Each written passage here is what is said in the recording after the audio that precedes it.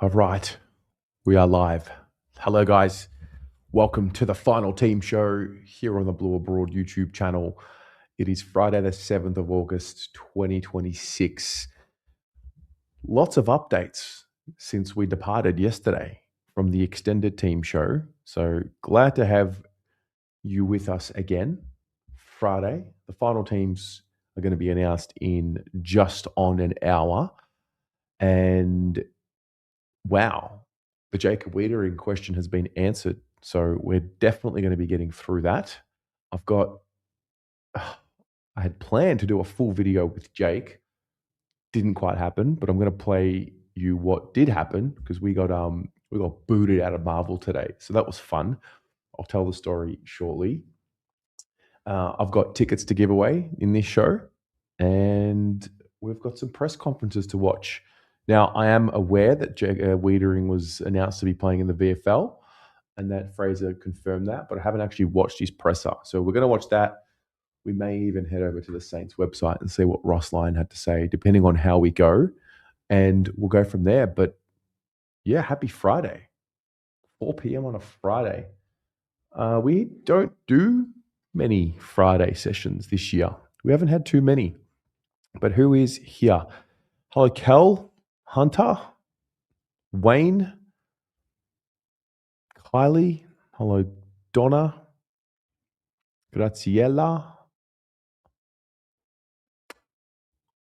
Donna, what do the crowns mean next to our names? The crowns are, it's a YouTube thing. It's, I don't know, something that YouTube have done in live chats. And the more you comment, the more XP you earn and some sort of a leaderboard there. I think it's to encourage people to comment in the live chat, but it's not something that I have any control over. So, yeah, I think they're always testing new things on the platform. So that's what the crowns are. Hello, Chills, the latest Blue Abroad member, thanks to one of our amazing members who donated a membership. Hello, Damien, Ciao, Jonathan, Noah. Jake, he's scared. I don't know if he's scared, but he's definitely respecting the Blues and thinking of the Blues in a different way to, I think, what he was a few weeks ago. Really interesting chat we had today before it was cut short. Hello, Stephen. Hello, Christina Bombonati. Damien, good to see you, mate. Danny. Hello, hello. Hello, Dione. Our young boys in the reserves will get a real buzz from Wiedering in the VFL. Absolutely. I will be live 10 a.m. Sunday morning covering that. We can watch that together. I'm just trying to think. I don't believe Jacob Wiedering has played in the VFL. Could be wrong. Somebody will correct me. Does anybody remember him playing a game in the twos? Because I remember early in his career, he played. Bolton then moved him forward in his second year. Maybe he played a couple, but we'll find out. Hunter, the presser was strange. They didn't even ask him once about the job. Well, you know what? Let's watch it. See, so when we played the Walsh one yesterday, I was under the assumption that Fraser would not be doing a presser, given what happened last week. But yeah. Paul, hello, mate. G'day, Daniel. Also, I'm going to have people calling in, so you're welcome to call in at any point. I'll put the link in maybe towards the end of the Fraser presser, and we can react to that. Joe, thank you very much, mate. Ben Mickelson, g'day to you. Jen, hello, hello. Juzzo, all right. Dion, I feel like he's played one or two. He has. Dean, he's played 3 games in the twos. Okay, there you go. He's played 3 games. All righty. Let's watch a bit of Josh Fraser. I'm keen.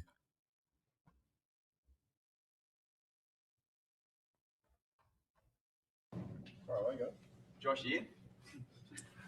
The club's given me some time, which is I appreciate, given what the last week's entailed. So yeah, most of my thinking this week's been around the Saints, and I'll have a discussion with the club next week. What conclusion would you like to reach in that extra time? Oh, well, fucking what are you? Here we go. again, probably just some conversations with different people just to get the full context of what the job entails. Feel like I've got a pretty good handle on all of that, but if you're in, you're all in. So I want to make sure that if it was something I was committed to going through a process, that I'm all in on that.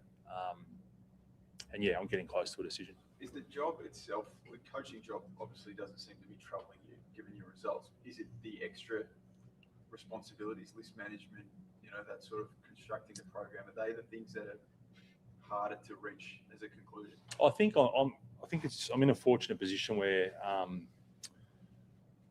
I've got an awareness of all those things, and I can take some time, thanks to the club, to actually get some more information around all that and where that sits, and time impacts family and all those sorts of things. So I'd love to think it's as simple as just saying, I'm all in. And I've spoken previously, I'm very ambitious about being a senior coach. It's now the opportunity for me to take all the information on board, and if I put my hand up, then I am all in. And it's been a considered approach in that way. And if I don't put my hand up, there'll be a reason for that. How do you actually go about making the decision? Are you a pros and cons list man? Do you sort of chat with the family? What sort of the process look like for you? All of that. Yeah, I just think there's a huge responsibility that goes with being a senior coach of a football club, and a responsibility that's not lost on me.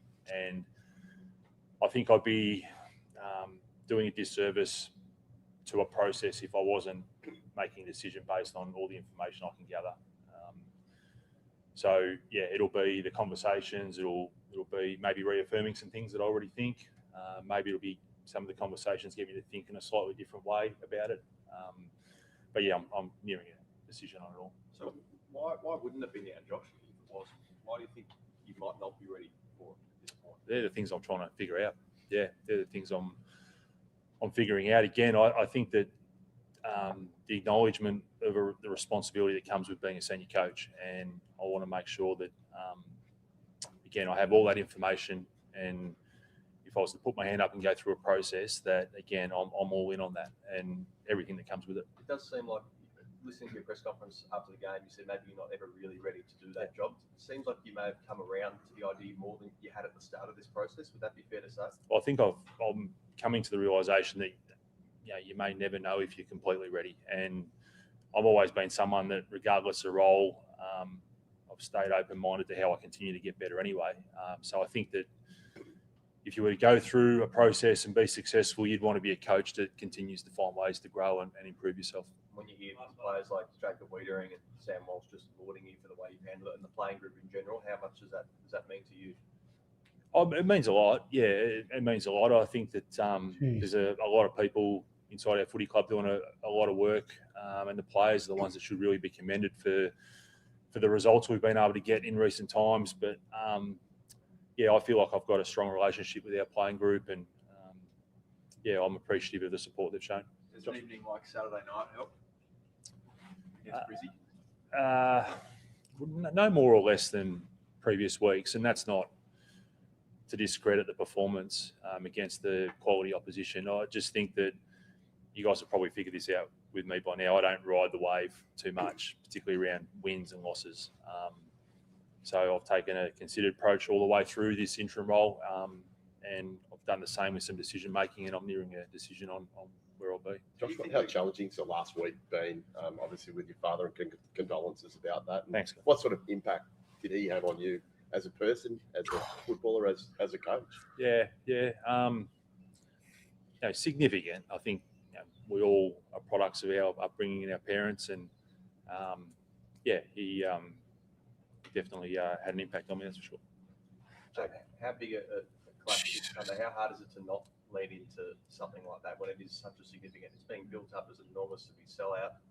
How do you keep everyone grounded? Or do you just lean into the occasion? Yeah, I think lean into the occasion to a certain extent. I think it's important as a football club that we attach ourselves to a process around this game and not get too outcome driven. I just think this club maybe historically has ridden the wave, and I just look at where we're at, and I think we've got so much work in front of us still. So there's no guarantee the performance that got that result against Brisbane is going to be good enough to get it against St Kilda. They're a different team. They're a well-coached team, well-drilled team. So we're going to have different levers to pull. But the occasion itself, these are the games you want to play. These are the opportunities you want to be afforded, and we've done enough work to this point to have the opportunity to play in a game like this. But so we'll lean into it, but it won't be so much about the outcome. It'll be the brand of football we want to play. Saw Luke Beveridge say in his presser this week that it was clear to them if they win, they're in. I know they didn't get the result last night, but do you bring up the fact that if we win this, we are in a great position to secure a wildcard berth? Yeah, I haven't brought that up, and we haven't spoken about that. I think the players that have an awareness of where we sit in the scheme of things, but this morning's meeting was about our opposition and training really well today, and that's the process we've had, and I'm keen to continue to go down that path. What have you noticed about them? What do you need to get right to get the result? Yeah, they've got it's pretty handy players. Number 7 goes right for them. So, look, they're clearly well drilled. They'll challenge us with our ball movement at times. Their contest game's quite strong, and their form's been strong. I mean, I didn't get the result last week, but for 3 quarters they looked every bit of sort of top 4 or 5 team. So this is great for us. It tests us in terms of where we're at. It's going to be a different looking team to maybe what we faced last week in the Lions. And again, it's a chance for us to keep finding out about ourselves. How do you counter number 7? It's almost impossible, but how do you go about doing that? Yeah. It's talk about decision making. It's been a tough one to get my head around how we do that. I think we'll have a couple of plans for him, but also understanding you can't stop everything. So our ability to nullify his impact's important. Centre forward, he's clearly damaging. And then there's the metres gained aspect that he brings as well. So, we're just working through whether it'll be a collective approach or whether we'll send someone to him. Training today maybe might reveal a bit of that. Josh, you reference how far the group's Jono! to go still, but do you look at how far the group's come 12 weeks ago against the Kilda? The boy group, no confidence at all, and now they're in a position where they could potentially do something really great. Do you look back on the last time you played and how big strides you have made as a group? Yeah, I haven't dug too much into the last time we've played because I think we're a different version of ourselves now, and we've spoken previously about evolving the way we play. I still look at our game and think, we could do some things better. So there's that excitement around what this could be for us, but knowing that consistency is key for us. I mean, we've got to become more consistent over 4 quarters. We're showing signs that we're getting there with that, but I haven't gone back to the previous game too much around the Saints, other than maybe look at some of the things that we, if you were to plug the version of us now into what it was back then, maybe some of the things we could have done a bit differently. Josh, do you have a position on the concussion story from yesterday? I mean, it's the biggest issue facing players. Yeah. No, I was speaking to some guys before. I must admit, I'm not across that in any depth and detail to have a comment on it, because I think it'd be irresponsible for me to do so, not knowing all the context of it. So, I'll probably leave that one there. Jacob Ledering's still not 100% right to go. He's so Jacob's progressed well. He'll be available to play some minutes in the VFL this week. So, with all of these situations and decision making around players returning, it's always done with what's best for the player in mind. So, Weeders has done an enormous job with his rehab. He really has. I think all our Carlton supporters should hear the work that he's put into getting himself back to playing, and he'll continue to progress through the VFL this week. Do the results of the performance of the team make that decision easier? Previous years it might have been get a player like him straight back in. Yeah, it's hard for me to speak about previous years, not having been here, but my approach is always take all the information and ultimately do the best thing for the player. So he's missed a fairly decent amount of time, and he's worked incredibly hard to get back, and logically this is the right progression for him to get some minutes at VFL level. So just with that story about concussion, just the idea of a player taking on the responsibility of any further head knocks, head trauma, like how does that sit with you? He just said he has nothing to add. Specifics of this case, how does that idea sit with you? Yeah, again, I probably haven't got enough runs on the board to have a strong opinion in front of you guys right now about that. I think every club has the health and safety of the players at the forefront of their mind. That's what I'd say. Harry Dean sneak himself into the forwards meeting this week. No, he went a bit rogue, Harry. He found himself in a position where he got a bit excited and that was arguably my most enjoyable moment, having done this interim role for a little while now, seeing him kick that goal. Brings amazing energy for the group. Carlton supporters love him, don't they? So, yeah, he's going to be a cult hero, I'm sure. Thanks, guys. Appreciate it. Okay. So, what is your reaction to that? There's two things I want to touch on there. Firstly, shout out Jono Baruch.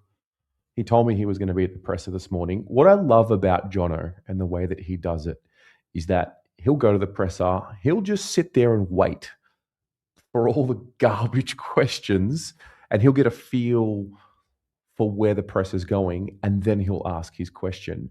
Can you believe he was the one that asked about Wiedering after 6 minutes of a press conference? That's the first thing there. Actually, you know what? I've got three things. The second thing, the question about his dad, just what are you doing, mate? Like, what did you expect him to say? And were you looking for him to get emotional? Like, oh, didn't like that. Didn't like that. Thirdly, let's talk about the club not selecting Jacob Wiedering and telling us he's playing in the VFL. I just can't remember the last time we did that with one of those types of players. And I mean, in my preview, I said we have to bring him in. I was wrong, but it sort of goes to show how conditioned I've been to how we do things. So what do you think about the Wiedering to go to the VFL story? There's one person we need to shout out. It's Aiden. Aiden was the one a few weeks ago that said, yeah, bring him back in the twos. He got laughed at. He got mocked. But shout out Aiden. Aiden was right. Anyway, what were some of your thoughts?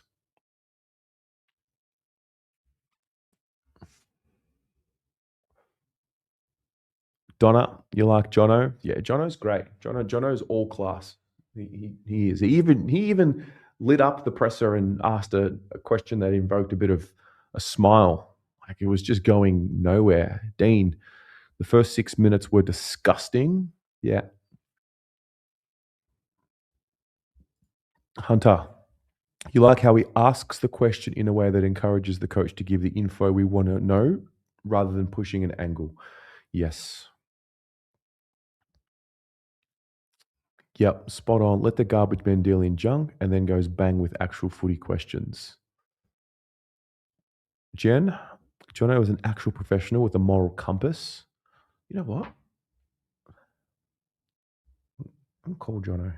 Well, hang on.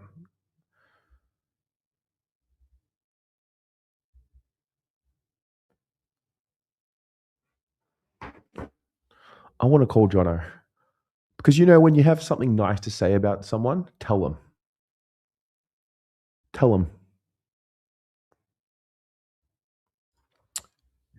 Selection integrity has been a huge part of Fraser's tenure thus far. Yeah, we've heard selection integrity before, but you could make the case that we haven't seen it. I mean, I was pushing for selection integrity, but even I was saying to bring in Wiedering because I guess I was just desperate for the win. Carlton Football Club lover 69. I think it's a fantastic decision not to play Wiedering.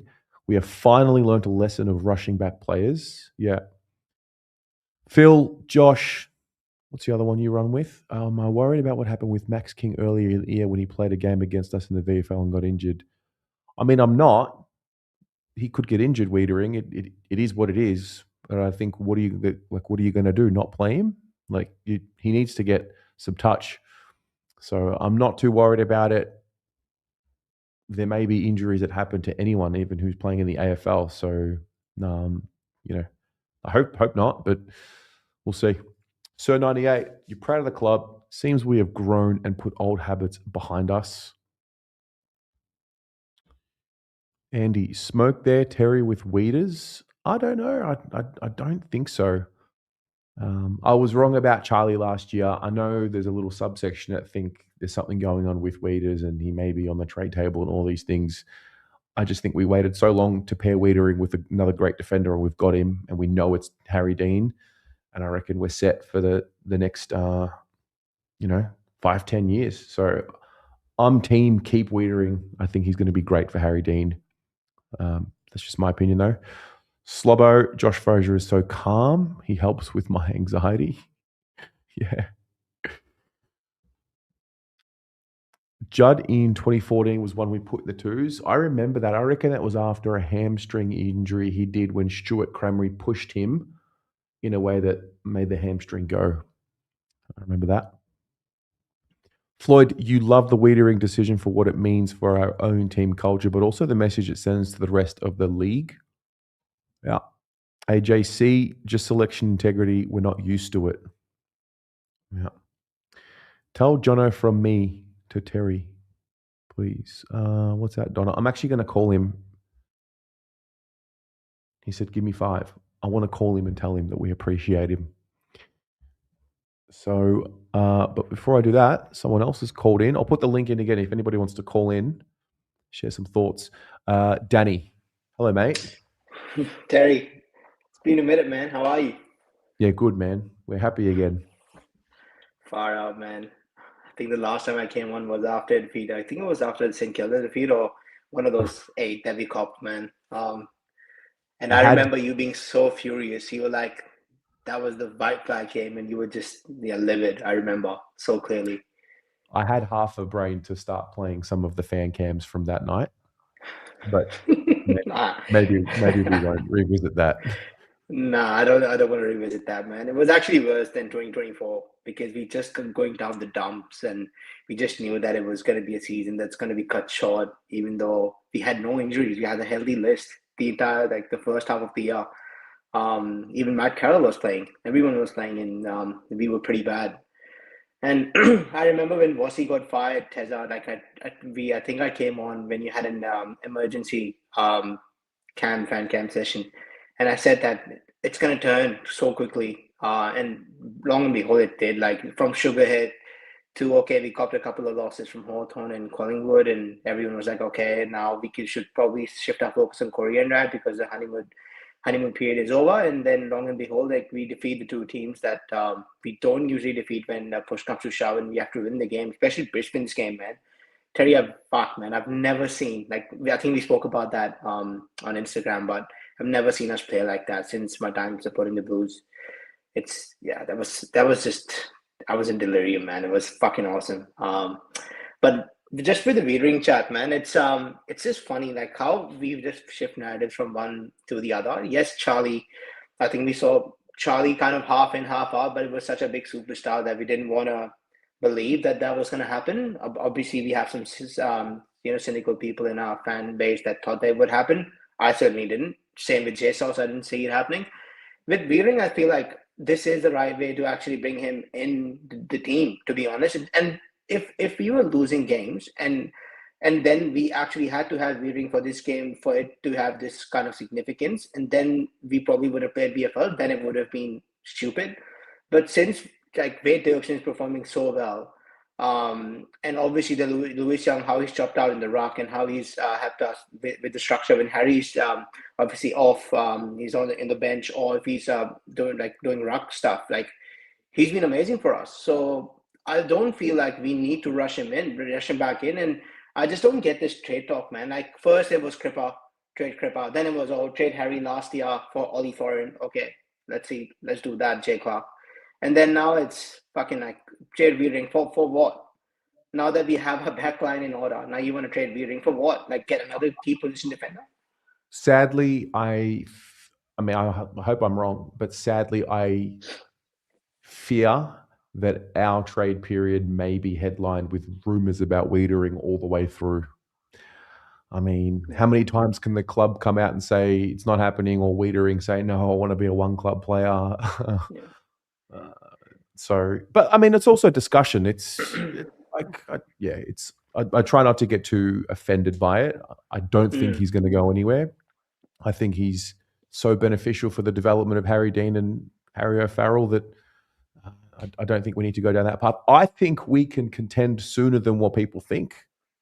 It's almost like, no, we're not going to be anywhere near it for 5, 6, 7 years. I mean, footy can work in a funny way when all you need to do really is nail 2, 3 drafts, nail 2, 3 trade periods, free agent periods, get the right coach in, and you can zoom right back up the ladder and contend. So, yeah. Terry, you've seen like with they say that obviously for you to judge a coach properly, they have to have a couple of preseasons, right? For you to judge them for what they bring into the team, and then have a couple of transfer windows and see what happens. Fraser's just come in 9 games in, and he's had the reins. And I know we keep talking about Fraser. It's never been done before, Tessa. Like I feel like if it wasn't for Teague, right? We obviously been burnt from what happened earlier. Like we're literally staring our coach out in the face. And to be honest with you, I agree with you. Like I would still go through our due diligence, do all the process, do all the checking, do not jump on the decision, do what you intend to do. And that's why a steady head like Graham Wright and CD are beneficial in this business. And I saw CD saying that our list is not good enough, which I agree with. We still need good players for us to contend for top 4. I agree we need two or three good players, like a full forward would be nice to start with. But having said that, we need that. But from Terry, we were talking about Lucky Carmen not being able to play, and he's lost all his dash and lost everything. And then Billy Wilson was almost delisted. If Voss was still the coach, he wasn't on the list next year. I'm guaranteeing you that. And Ollie Hollins will still be playing on the wing. We persisted with Ollie. I love him. I won't delist him. But yeah, man, it's just unbelievable that just the in-season transfer that we've done, just off form and everything else. It's unprecedented, man. It's crazy, isn't it? Yeah, man. It is crazy. We live in a crazy world and we watch a crazy sport. It's unbelievable. And I just want to shout out like all of the players that we have on the list. It's pretty cool. But I feel like Wade Dirkson's story is just unbelievable. Like it's just for anyone to think like a young guy, 25-year-old with 3 kids, just literally just because he got a trainer on spot to drive from NT to just for that trainer on spot and hold on to that position and earning a 2-year contract. It's been amazing. But now, man, there's so much to talk about. I don't want to ramble on, but probably talk to you later. But just on the game tomorrow, and I don't think they're going to make any changes. I think the team that played the last 2 games is exactly the team that's going to play against the Saints. And I believe, obviously, you know how I can't wait for the game to finish, us smashing them by at least 5 goals and then waiting for Jake to upload his review. That's what I always for on YouTube. But it's going to be amazing, man. I feel like it's not going to be as easy as we think it's going to be. Like, obviously, riding the high of last week. And Naz is not going to be an issue for us in terms of, I think we're going to play team defense on him. So everyone wherever he goes, I think the player would take responsibility for him. And I don't know, man, Terry, like, I just want to ask you this. What is your prediction for the game first? And secondly, how do you see your season playing out the way it has in the past 12 weeks? I don't know, bro. Honestly, I just, it's the most unpredictable club to follow. I do think the boys have supreme belief in themselves. And therefore, I think we'll win this week. Mm-hmm. And what happens, I'm just here for the ride. Unbelievable. I've got no idea. Mate, I was packing up, getting ready for trade period and trying to just make sure we all got through without killing each other after round 8 or 9. And now we're a game ahead in the 10 with an 8-point game coming up on Sunday night. So it's stunning. But yeah, I think we'll win. Yeah, I think we're good enough to win. I think the Saints, you got to be aware though, like the teams that are in that desperate situation, like you know, their backs against the wall, they must win. So I think, as much as I'd love to see a spanking, I don't remember us beating the Saints by a lot too often in my time. So yeah. Also, just quickly while I say let you go, if anyone has watched Waitley and Weering's chat yesterday, that's not a guy chatting that who's about to leave the club or being pushed out. So guys, just go and listen to him and make your own decision. But yeah, he's a captain, co-captain. He's going to stay, and I feel like I think Washi's on captain next year.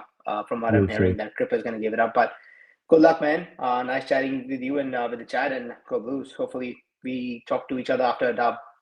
We will. See you, bro. Take care, buddy. Cheers. Joe. Wow.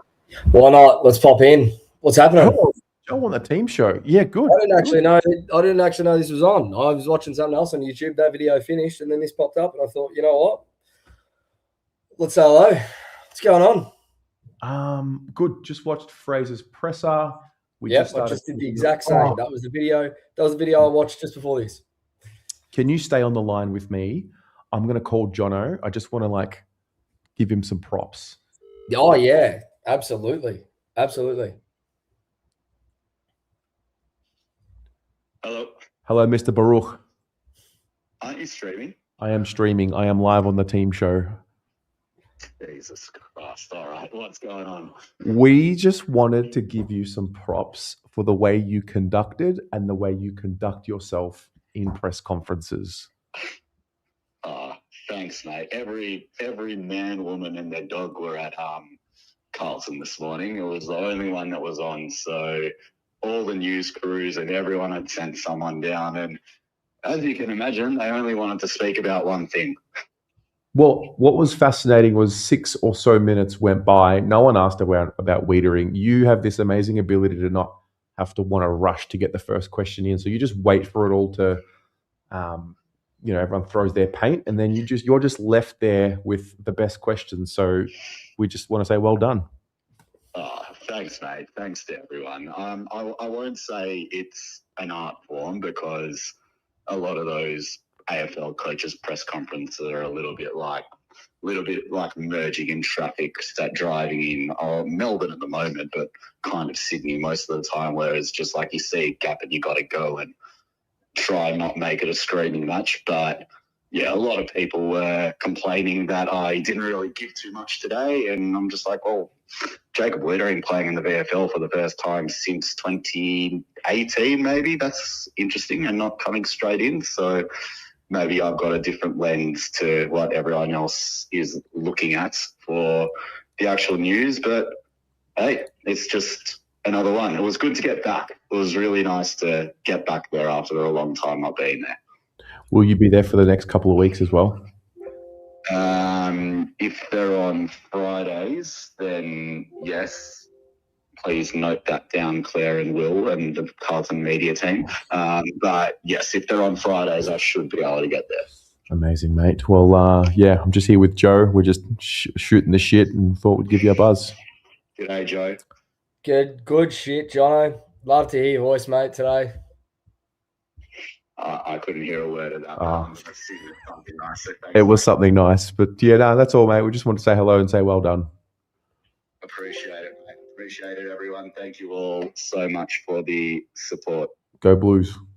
Go Blues. Shabbat shalom, everyone. Shabbat shalom. Love it. What a guy. Love Jono. What a guy. Love his voice. I love his temperament. Everything. Good man. He's been a good man for a long time. Talk to me. Top of mind, well, we spoke about weedering, selection integrity. It's real, and it's at Carlton. Yeah, we spoke about it on Sunday on the podcast, and we were deliberating, on our Patreon, we were doing a team preview, whether or not you bring him in. And I don't know, it just felt like the perfect week not to. So it hasn't surprised me. Like, you win by 76 points like that, you have to reward the team that went out and did that. Like, it just makes sense, right? And it's the perfect week. If Weeders is almost ready, then you go, well, it's not like we're saying he's not good enough. It's like we can afford him the opportunity to actually go and find some fitness in the twos. So go play a half, go get your minutes under your belt, get your legs under you, and then come in for the Dogs and absolutely hit the ground running for wildcard. So makes sense, mate. It's awesome. It sends such a message that nobody's too good for the twos. No. And I think it makes a lot of sense. Like, we don't do this as a club, right? Like, we rush players back all the time. We play kids when they're not ready. Like playing Billy Wilson 2 years ago. Clearly he wasn't ready. You know what I mean? Like, and then you give him another couple of years, he's on the verge of maybe missing out on a contract. You play him at the right time, he hits the ground running. So all these little things, little margins with the football club at the moment on the field that are just ticking along, like just little changes that make a big difference, big difference. Do you think they'll just go in unchanged? Or do you think there is a change to come? No change. Unless there's late injury or something's happened at training during the week. You have to. 76-point belting of the back-to-back premier. Every player that was on the field contributed to that in some way last week. Like when we did I know you did your ratings and whatnot, but we did our little rating show, and like every player bar 2 got an above average rating. Wow. Like, how do you not reward that? Do you know what I mean? Yeah, absolutely. I think the team harmony and disrupting that, or preventing the disruption of that, is a real thing. I think we even might have seen it when a few weeks ago when Akers got dropped. And there was, and not to say that if he had played against Hawthorn, we would have won that game, but just there's certain players that when you put them in certain places and they link with other players, they just connect well. Agree. 100% agree. I just think, like I said, I just think they're doing the little things right at the moment. Like with the team, they are just humming, and it just feels like they're not, like Fraze and the coaching group aren't getting much wrong at the moment. You reward a performance like that, I'm fully expecting every single one of those players to go, great, I'll go do it again. I'll show you that I can back it up. Like Dirksen, for instance, this is why it's good, right? You look at Dirksen, yeah. In a previous Carlton life 3 months ago, Wiedering's fit and Dirksen goes out, even though he had a pretty good game. I thought he was pretty good, right? He's had a pretty good couple of weeks. He wouldn't get rewarded for that performance. He now gets rewarded, but he knows that the week after, his selection is going to be under pressure. His selection is the one that we're looking at, or a Lewis Young, or whoever, like between those two, right? So you'd expect that both of those players, knowing that going into this game and going, well, Weeders is going to be fit next week. The vice captain of the club is going to be coming back in. If it's between me and Louis, or if it's between me and Dirksen, I'm going to make sure that I'm putting my best foot forward to hold my spot against the Dogs. So this is why it's good, is because Dirksen and Young are now going to push each other this week to perform at their very best, so that they're the one putting their hand up next week when Wiedering comes back in to go, I'm staying. Does that make sense? Yeah, absolutely.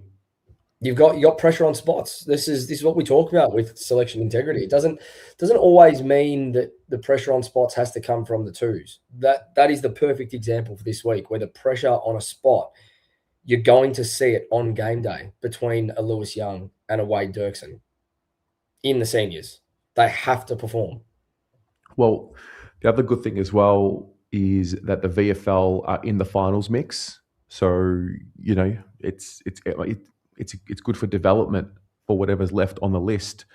Find it really fascinating that there's 17 now uncontracted players, and we have more team harmony and club unity than what we did 12 months ago, when we had seemingly the A graders on the list and the rest. Yep. It's pretty crazy. I mean, another off season will come. We'll add more. I was actually just talking to Jules about this on the phone about an hour ago. Like, I still can't wrap my head around that 3 months ago, everyone, all of us, were talking about this team as being slow, not talented enough, can't kick, can't execute a 2-meter handball. And Fraser has taken that exact same team, not added anything to it. No, not a single player has been added to this list in that time. And they've gone from that profile to quick, clinical, can execute by foot, can execute by hand, know where each other are. Game awareness seems a lot better. Tactical awareness seems a lot better, like in the space of 3 months. So imagine what another offseason does. Imagine actually adding the right type of player to this list now. Whether it's Fraser or not, doesn't matter. But if playing this profile, what that's then going to do going forward, mate, we're going to be so fucking good. I know I've said this on this channel so many times, so are you, but this is different. We're going to be so fucking good. Do you know what we didn't acknowledge? Every single one of us? 8-2 happened when we beat Gold Coast. Yeah. We didn't acknowledge it. We said it at the start. I think after we beat Port, maybe. It was like, I hate to tell you, but like, it's on. It happened. And we just forgot about it. Yeah. Yeah. There hasn't been a lot of like, you and I have spoken about this plenty of times. Like, I know we're probably still getting ahead of ourselves as Carlton supporters, but by our standard, it's been a lot more calm this period. Like, we are 9-2 under this guy. It's crazy. And like, we're not climbing the walls to be like, oh, we're going to win the flag, we're going to do this. We're kind of like, okay, on to the next one. Get the next win. Get the next win. Get the next win. And then when finals hit, when wildcard hits, if we're there, And that's what I'm saying. Like I just said if, not when. If we're there, that was just completely automatic. If we're there, then we can launch as a fan base and go, all right, how far can we take it? Can you win this week? Can you win the next? Can you win the next? Like, it's just different, man. I don't know. I don't know what it is. I think listening to Fraser at these press conferences now, like, there's just no doubt in my mind that's the type of coach that we need. There's no doubt in my mind. Just the way he speaks, it's just unbelievable, Tez. It's unbelievable. No, his temperament stands out so much, doesn't it? Mate, you think about what he's been through in the last week and the way he spoke today. I'm sitting there going like, I want like 1/10 of your composure, because if that was my personal circumstance and I had to go to work, mate, I'd be distraught. The guy's just like, he's just so solid. Yeah. Anyway. What happens Sunday? Final prediction. We're going to slap him. Absolutely slap him. I don't know.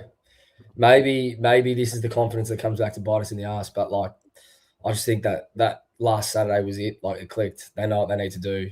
They're focused. Like, I just can't see the Saints getting it done. Yeah. I just can't. Like, you talk about Naz all you want, but at the end of the day, like, if we play the same game, that we have been for the last 3 months, which is a possession game, I mean, you're not going to have to worry about Naz if he doesn't have the ball. True. Like, everyone's like, do we tag him? I've had 3 messages. Who's going to tag him? Well, we don't need to. Like, we had 80 more possessions than Brisbane. You have that against the Saints. He's not getting anywhere near it outside of kick-ins.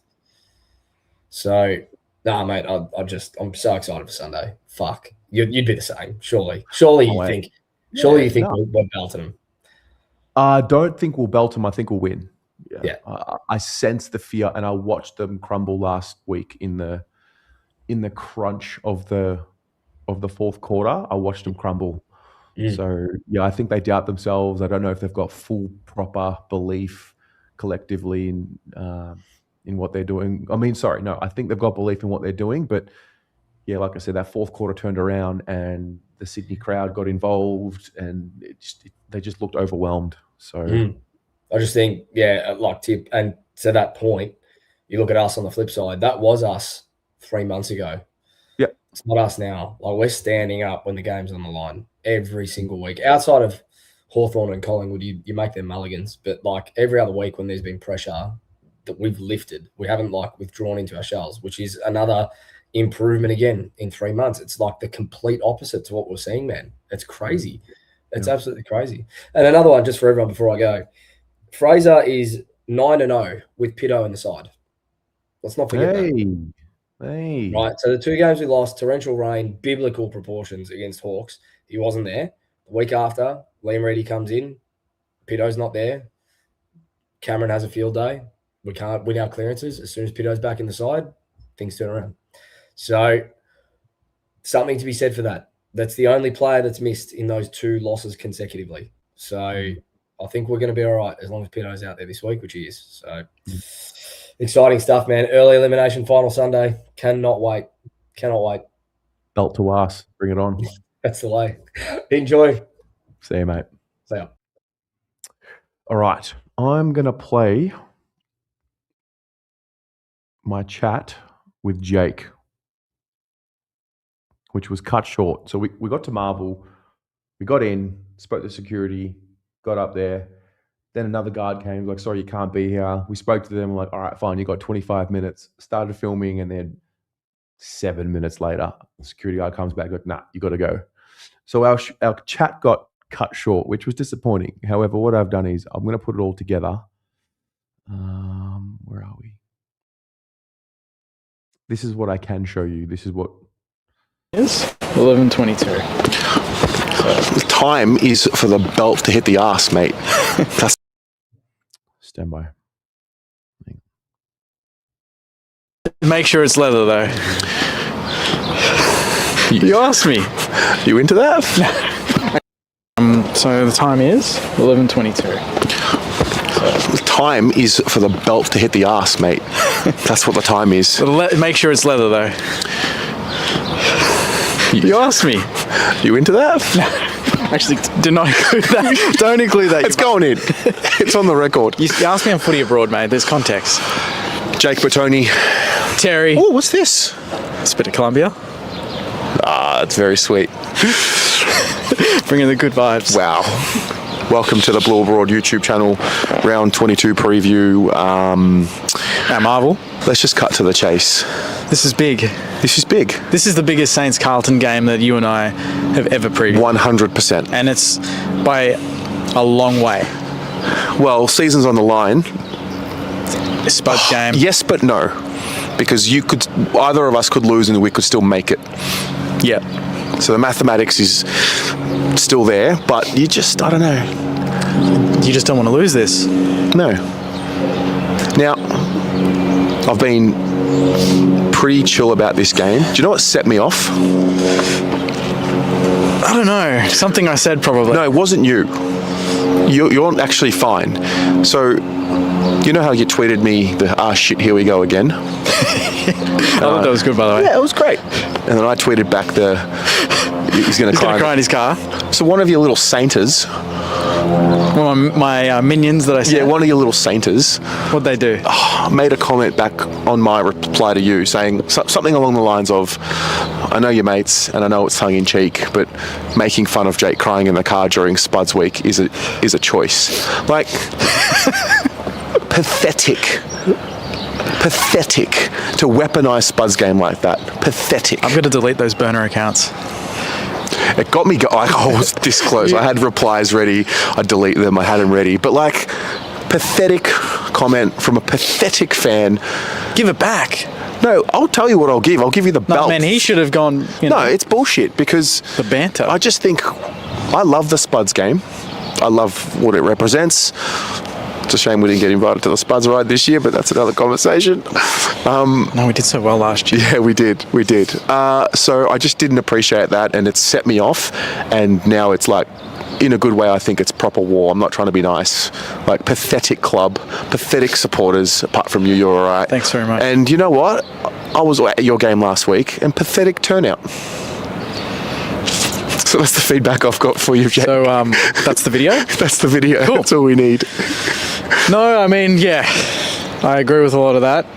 We need to turn up on Sunday. We need to turn up on the field. We need to turn up off the field, absolutely, 100%. Carlton will, and they did that last week, in the crowd, on the field, in form.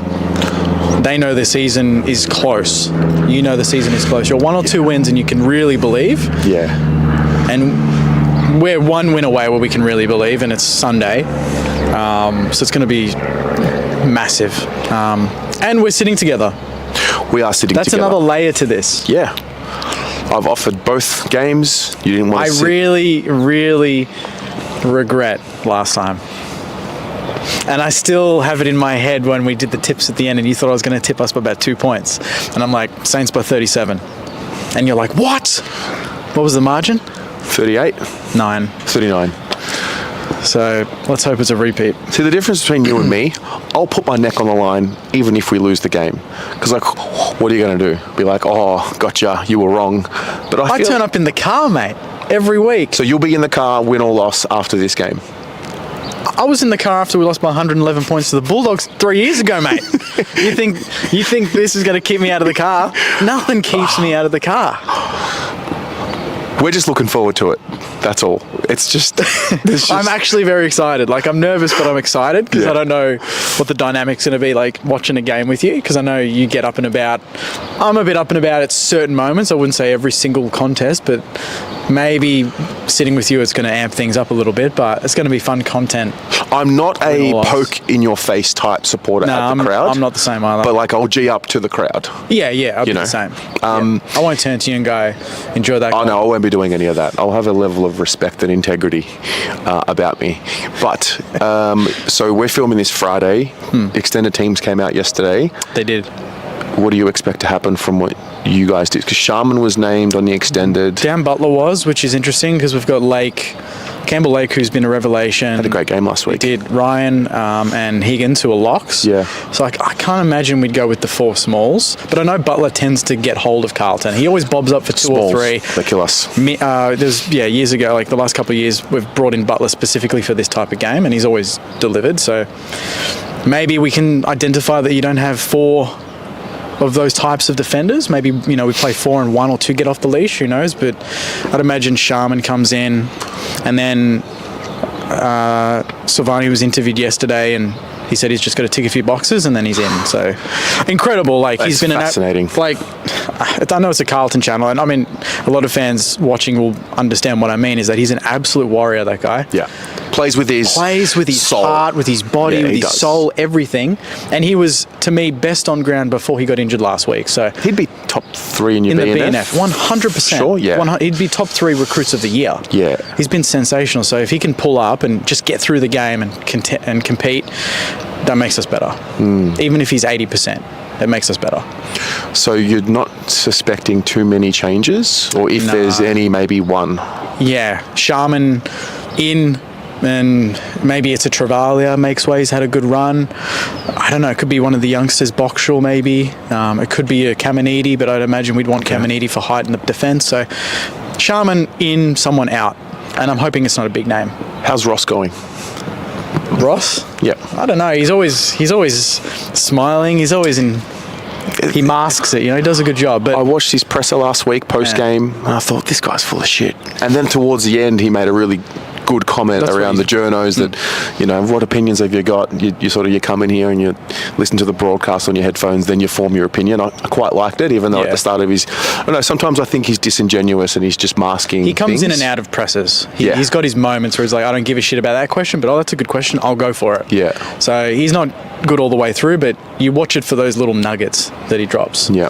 But I think he's all right. I think he coached pretty well last week. There was a few factors late that cost us the game, but I don't think it was his coaching. This week I've put pressure on him because he's coaching against an inexperienced coach who's been very good.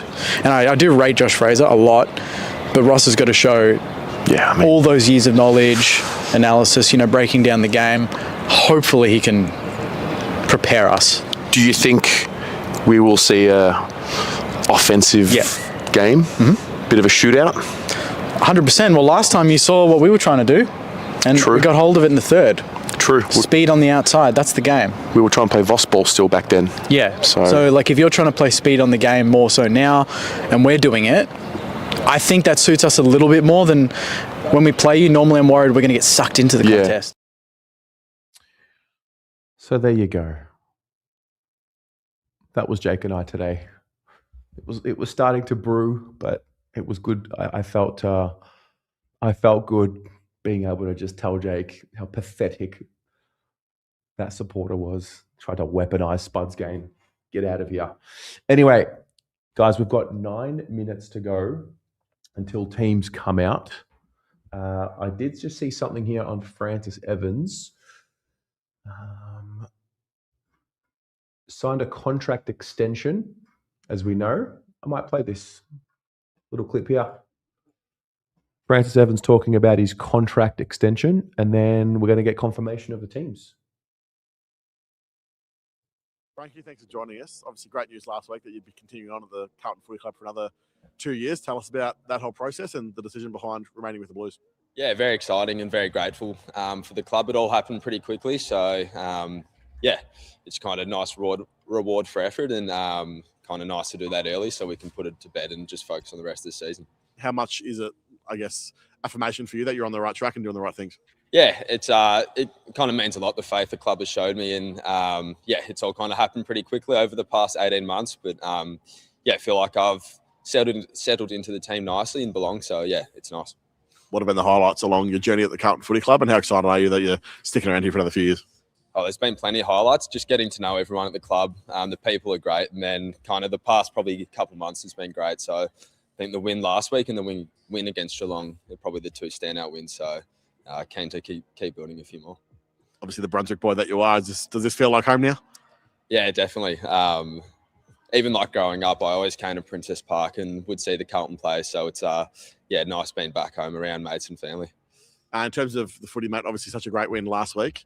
How's the attention turned to St Kilda this week? Yeah, we obviously had a good win and we've reviewed that on Monday, so we've kind of moved on. We've got another great opportunity against Saints on Sunday, so we're looking forward to it. So we had a good session today and we'll get after it again Friday. And yeah, we've kind of moved on, so we're looking forward to it. Big stakes, of course, against the Saints, considering where the season's at. Has that been discussed during the week, and how excited are the 23 players that are readying themselves for this weekend?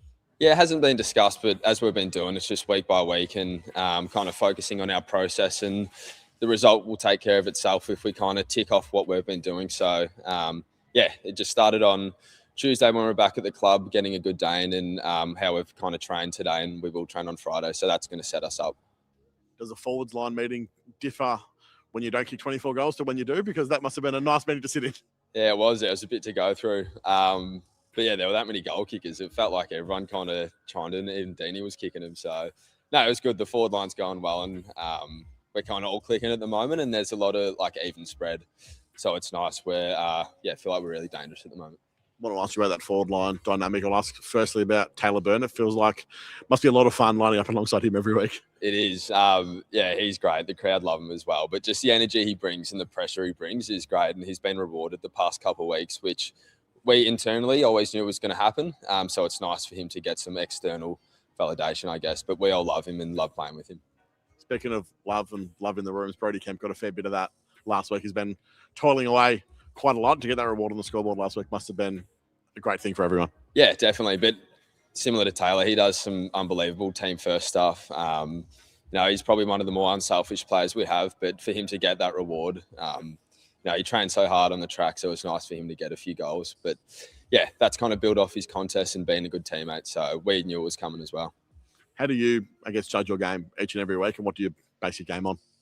Yeah, for me, it's probably pressure. Our big boys do a great job getting the ball to ground. So I feel like if I can bring my pressure, it brings my other strengths into the game. And, sometimes the high half forward, you struggle to get the touches you'd like sometimes. So you can always come back to your pressure and contest. So, that's a simple one for me. And it kind of keeps me in the game and, keeps the ball in the forward half. When you're out there playing, it wasn't just the goals on the weekend that Carlton fans were cheering, but even some of those big pressure acts that kind of got the Carlton faithful up and about. How much energy does that give you out there? Yeah, they've been unbelievable. I don't reckon I've ever heard a crowd cheer as much when Deanie took a mark about a minute after kicking his goal. But the energy they've been giving us is, unbelievable. It's like having an extra player out there. So it hasn't gone unnoticed, and we'll need them for the next couple of weeks as well. When you think of your gratitude towards the club, mate, it must be so much fun out there this week, out there every week, playing footy for the Carlton Football Club. Yeah, definitely. I don't know.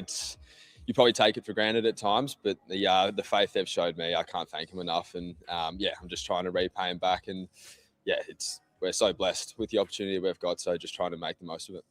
Thanks, Tank. Thank you. Francis Evans. That's him right there. Earned a contract extension. I believe it was for 2 years. I believe it was for 2 years.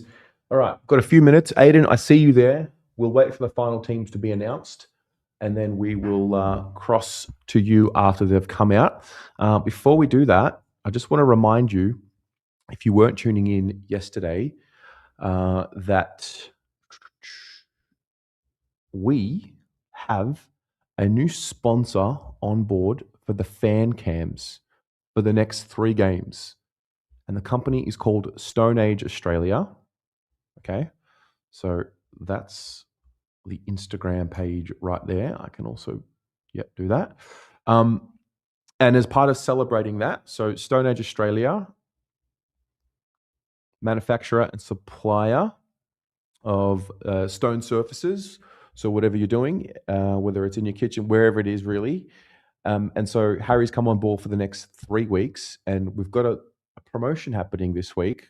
I've made a promise. If Stone Age Australia gets to 2,000 followers before the fan cam start this Sunday, then I will turn the ads off and you will have an ad-free experience. So 90 followers to go. It can be done. You won't get another reminder until, what is it? I'll do the game day stream Sunday morning, but I'm making a promise to you.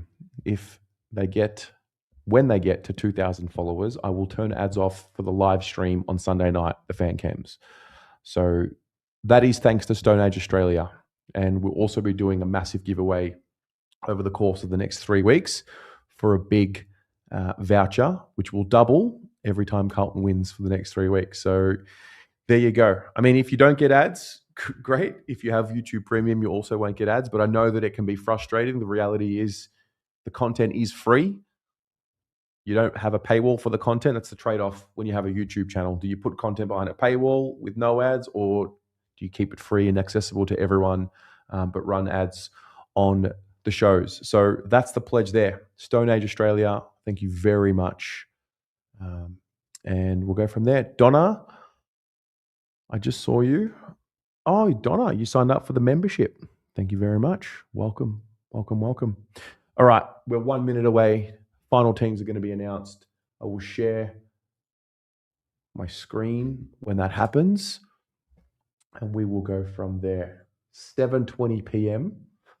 You know what? While I'm here, I want to get a bit of a check. There's 300 odd people watching right now, and I want to know. I'm going to put a poll up. Are you doing the game? I want to know how many of you that are watching here are going to the game. So there's the poll. Teams should be finalized now. It's 5 p.m. Let's have a look. Ooh, teams are in. Teams are in. Start with the Blues. The final teams are confirmed. No change. As we suspected yesterday, we've got Wade Dirksen, Nick Haynes, Harry Dean in the back line, together with Ollie Florent, Mitch McGovern, and Lockie Cowan. Adam Chera, Patrick Cripps, Blake Acres, with Francis Evans, Harry Mackay, Taylor Byrne, Ben Ainsworth, Brody Kemp, Cooper Lord, with Pitto, Jagger Smith, and Sam Walsh as the followers. I'm pretty sure that's exactly how it was named yesterday. The interchange bench has Will Hayward, Lewis Young, George Hewitt, Matt Cottrell, and Billy Wilson. So there you go. No change for the Blues. One change for the Saints. Travalia has been omitted, and Cooper Sharman comes in. Liam Stocker playing his 100th game. So there's that. Cooper Sharman played a very good game against us last time out, round 8. So there's the Saints team. There's the Blues team. There it is together. Looks like Jack Silvani will play after being in a little bit of doubt. But there you go. There you go. We'll get some reaction. I mean, it's pretty much the same as yesterday. I think most of us thought that it would be no changes, but good to see it confirmed. I'll bring the teams back up shortly. I'll put the link up one more time if anyone wants to call in. And then I've also got some tickets to give away. If you don't have tickets and you're looking for tickets, I've got someone messaged me yesterday and has 2 seats, level 3, front row A, above the Carlton cheer squad. So if you want them, I'll be giving them away shortly.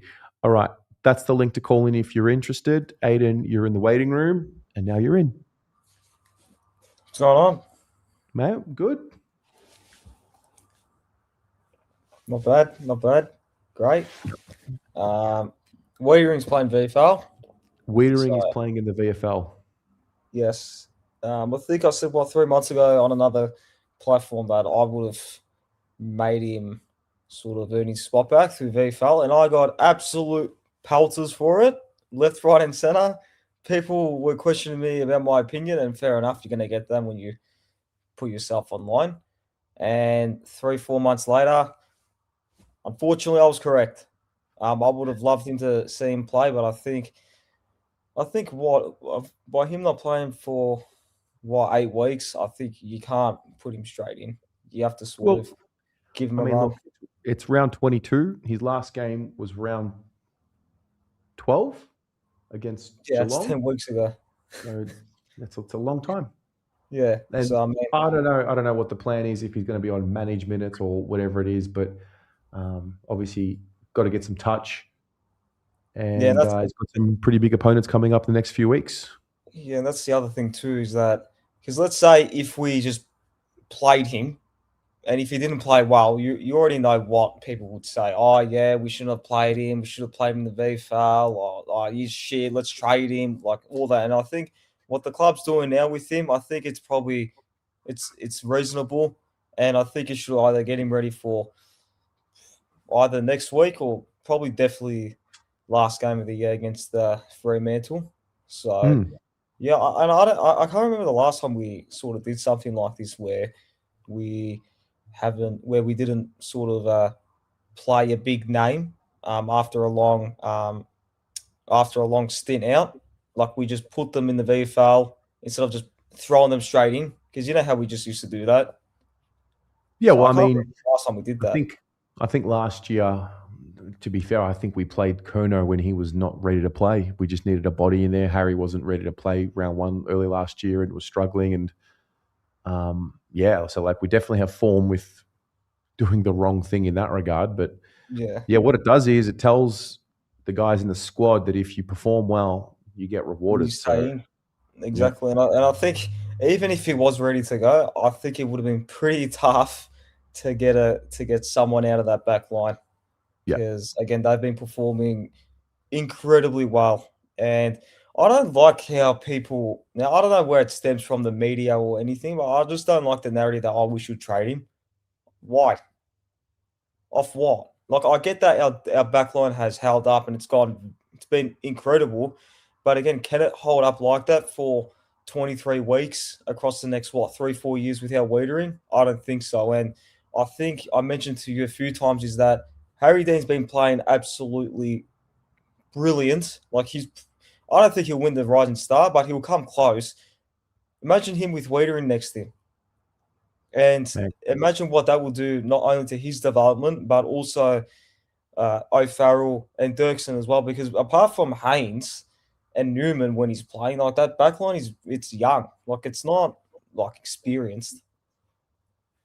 So yeah, I just don't think we can let him go. If I'm being honest with you, I would only flirt with it if he wants to go, like Charlie. But he's made it known that he doesn't want to leave, and I don't think the club will do that. I don't think they'll force him out. But again, if clubs want him, then you got to pay big. Absolutely, mate. Bring no money, no honey. That's the way it's going to work. That's the thing, because if Charlie can leave for 3 first-round picks, then I'm pretty sure the first thing Carlton's going to ask for is 3 firsts. So yeah. But look, I'm going to the game, so it should be fun. Love to see it. Yeah, it's going to be a double header, but yeah, unfortunately, I won't be able to make it to the women's game because I have work. But yeah, hopefully we get the win this week and hopefully solidify our final spot. Because if we win this week, I don't think we're locked in. No, we're not definitely locked in. We need to win 2 of our 3, I think, to lock ourselves in. Yeah, and the next 2 weeks are pretty tough because the Doggies lost last night, and we've got Fremantle last game of the year. So hopefully they rest half their team out, which I don't think just you before can. you go on, you said you have work on Sunday before the game. Yeah, before the women. Before the men's game. Yeah. So, what's the plan with the phone and having it charged? What happens now? We know you're going to be at work. So we know you're going to be at the game after. Tell me the plan. So, when I was at Marvel last week, my phone was on 30%. And obviously I went out afterwards. And because when you go out afterwards, you come home very late, 4:30, 5 o'clock in the morning, and I couldn't allow my phone to die. So there is actually portable chargers there. Those little I do know those portable. I'm very aware. What you told me, I think, on the fan cams after the Essendon game. So I went there and I charged my phone and I charged it for a fair bit, and I was contemplating about taking it with me, but I don't think you can. But yeah. Anyway, I found that, or otherwise I'll just charge it at work or at home. Well done. And only Carlton, I see you in the chat. Did you buy a parking ticket underneath Marvel that I sent you? Because this would be 2 great stories of evolution and growth from two great young men. What did he do? No, because he commits so much. He Yeah. parks wherever, and he was saying last week that he got a parking fine because it's obviously hard to find parking anywhere close to the Yeah. city. But Marvel actually have throughout the week you can pay, I think it's $35 for event parking, and you got to Yeah. buy it throughout the week. Otherwise, it sells out pretty quickly. So Yeah. So, yeah, hopefully, by Sunday night, not only myself, but only Carlton tells you, we give you some, good insights about our night. And my phone will definitely be on 90%, not 90%, but 80% throughout the whole game. Tell you that for a fact. All right, So, just making sure. I might see you there. 100% you will. All right, mate. Go Anyway, Blues. see ya. See you, mate. Slobbo, there are charges at Kittens also, Aiden. Oil Grim Timmy, hello BA from Maryland in the US, been watching for many years. Mate, I'm very familiar with your name. Great to have you tuned in. Thank you very much. All right, we've got Eric. Hey, how are you, Tiz? I'm good, mate. What are you up to there? I'm working at the moment, but we'll jump on. What are you working on? Well, I'm an animator, so this is a drawing tablet. So unfortunately, I can't show you what I'm working on. That would be under NDA, so can't exactly show you. But Wow, so yeah, we're that close from seeing a protected piece of IP right there. that's right. So who knows what it could be? It could be anything. I love it. I love it. What are your thoughts on what you've seen over the last couple of days? Selection? Yeah, I think the team's working well together. There's I don't know, there's that vibe you get, with Carlton, that we're on the right train, where everyone's happy, everyone's enthused. But I want to see this week, because this week's the real, this is the last chance, really. If we lose, like, the whole pressure narrative, which I kind of believe, if we win this week, I'll say maybe there are not so much. Maybe they've overcome it, but if we get beaten this week against St. Kilda, by the way we've been playing, I mean, the mental struggle is real. If we get beaten this week, like, I mean, I sense that through some people that have called in and in the live chat, but everything I watch and hear from the players, there is a belief, and it might take a little bit more time before the supporters can fully embrace that and feel confident in that. But from what I'm hearing from the players, it's not arrogance, it's not overconfidence, it's just belief. It's belief in each other. And even Billy saying before the Brisbane game, was like, no, we're not surprised. We believe that we could do it. Yeah, they've believed before. Let's not forget the Voss run. We've done this before. We've been here before. I remember Joe screaming after we beat the Bulldogs, and that we've arrived. So yeah, I mean, I found it interesting your interviews.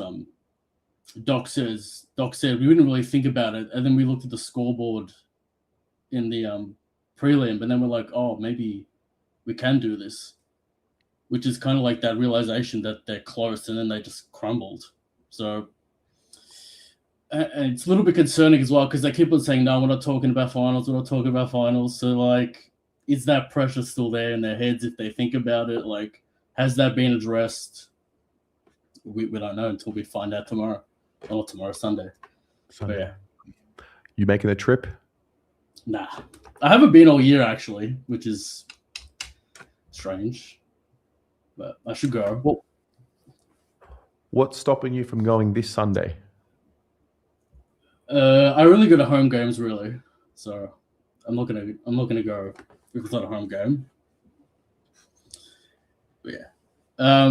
Why? I gotta get I really gotta get up early and do stuff every day. So I'm working on projects. It's a lot of work, and I don't want to get in the way of that. And to be honest, the team this year, especially at the start, mentally was doing damage to my work. I got to be in a safe, happy place to actually create art, and I couldn't do it. So, bro, I kind of detached myself a little bit this year. They've won 9 of 11. Like, you're talking about the start of the year. Yeah, but now I've got to go. I got to, I can't really be bothered. I can't really be bothered. I mean, yeah, it's cool that we're winning, but does it mean anything this year? I guess, but Of course it does. It's all part of the journey. yeah, I'm looking at my mind's already on to next year. I'm not really in the moment anymore. If that makes sense, I'm thinking about Cody and Jagger, and I'm not really invested in this year. What about next week? Well, we play doggies. Doggies next week. It's I gotta Sunday. Yeah. Is it a home game? I think it's a home game. Sunday, 3:15 p.m. I believe it is a home game. Freo looks tasty though. I wouldn't mind going to Freo. How am I convincing you to go to a Carlton game? It's just a lot of effort. It's not. It is. It really is. I gotta get there. I gotta go home. You get to get there. You get to go home. Yeah, I can watch it on the TV though. Fuck. When I was living outside of Australia for 2.5, 3 years, whatever it was, what I would have given to be at some of those games, and we were shit. But to be honest with you, the last the crowd really bloody annoys me when they start talking about, where's Motlop? He's injured. Oh, why is this player? Is the crowd any better? Are they still moaning and groaning when someone misses a kick? Are they still complaining? I'm sorry, you can't ask such questions when you haven't been all year. I thought Sean told a story about almost knocking someone out a few weeks ago, so I'm not sure. But yeah, look, it depends where you're sitting. I get that. I understand that, but I just think we're at the pointy end of this season. Season's alive. I understand we're not a contender probably to win the premiership. You can feel that way. I get that, but also just because. So, do you think by that logic, only when you think we're a premiership contender will you then make the effort to go to such a game? No, I used to go all the time when we were bad, and then I went 23, and then I just kind of I don't know. I kind of not that hardcore anymore. Maybe I'll get into it again next year. Fair. I watch all the content and stuff, but yeah, I'm not. All right. How about this? Yeah.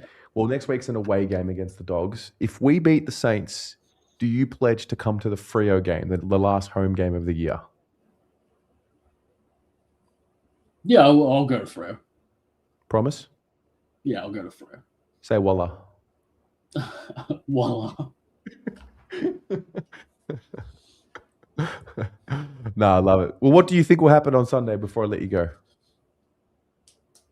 If we're the team we think we are, we beat them by 45 points. This Saints team is no good, and I'm sick of people trying to respect them. Okay, fair. Have you watched them all year? I was there last week. I was at their game last week. I watched them up close and personal. If we, it's really Naz or nothing with them. I think anyway. Yeah, you got to. We need to be very mindful of Wilkie. He's a presence. Whether they play. Well, we did well with Harris. I think that'll be the same plan, surely. Lewis Maybe on Harris on Wilkie. Yeah. And all the smalls force us to look at the ground instead of the old way. Yeah. True. Bombing it. Yeah. All right, mate. Well, I'll speak to you soon. Thanks, mate. See you, mate. Daniel. Hey, mate. How are you? Happy Friday. Happy Friday, mate. That's if he's trolling, that's some quality rage bait right there. No. Look, I get it. People can be burnt. I get it. I just, if we can, help bring people out of that burnt feeling, then that'd be great. But I do think it'll take some time for people to fully believe, and it's been a long time where we've been disappointed. So I get it. Yeah, I get it too, man. And I don't agree with it, but I get it.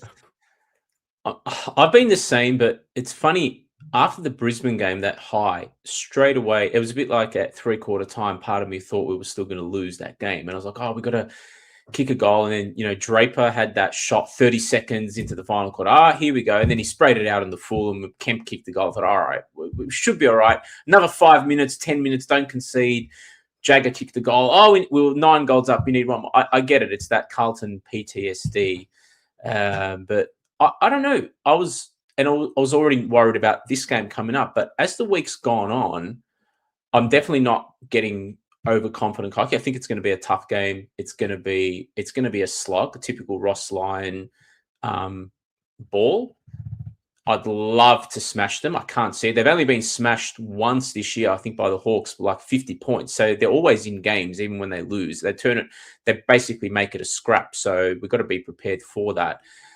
I just feel I wrote in the comments before. I'm not saying I'm not happy that Wiedering's not playing. But I'm very happy with the club's decision. Not only it's a very mature decision by the club. I think Joe touched on it before. They're just doing these little things that, in isolation, are not a lot, but it's starting to compound. And, you know, from little things, big things grow. So the club's doing the right thing. Don't mess with a winning formula. And then I look at St Kilda with Jack Silvani. You know, they're basically rolling the dice and going all in. Whether he plays or not, I mean, if he does play, surely, you know, even Jake said, if he's at 80%, that's okay. Yeah, but at 80%, we're talking fine margins here. I think that shows the difference that we're calm, composed, we're backing our team in. St Kilda are getting desperate by throwing Silvani, and they have to be, because if they don't beat us, they need us. They need to win their remaining 2 games. They need us to lose both of the games to even have a chance of sneaking in. So from that sense, I think we're better placed. We're pretty healthy, touch wood, at the moment.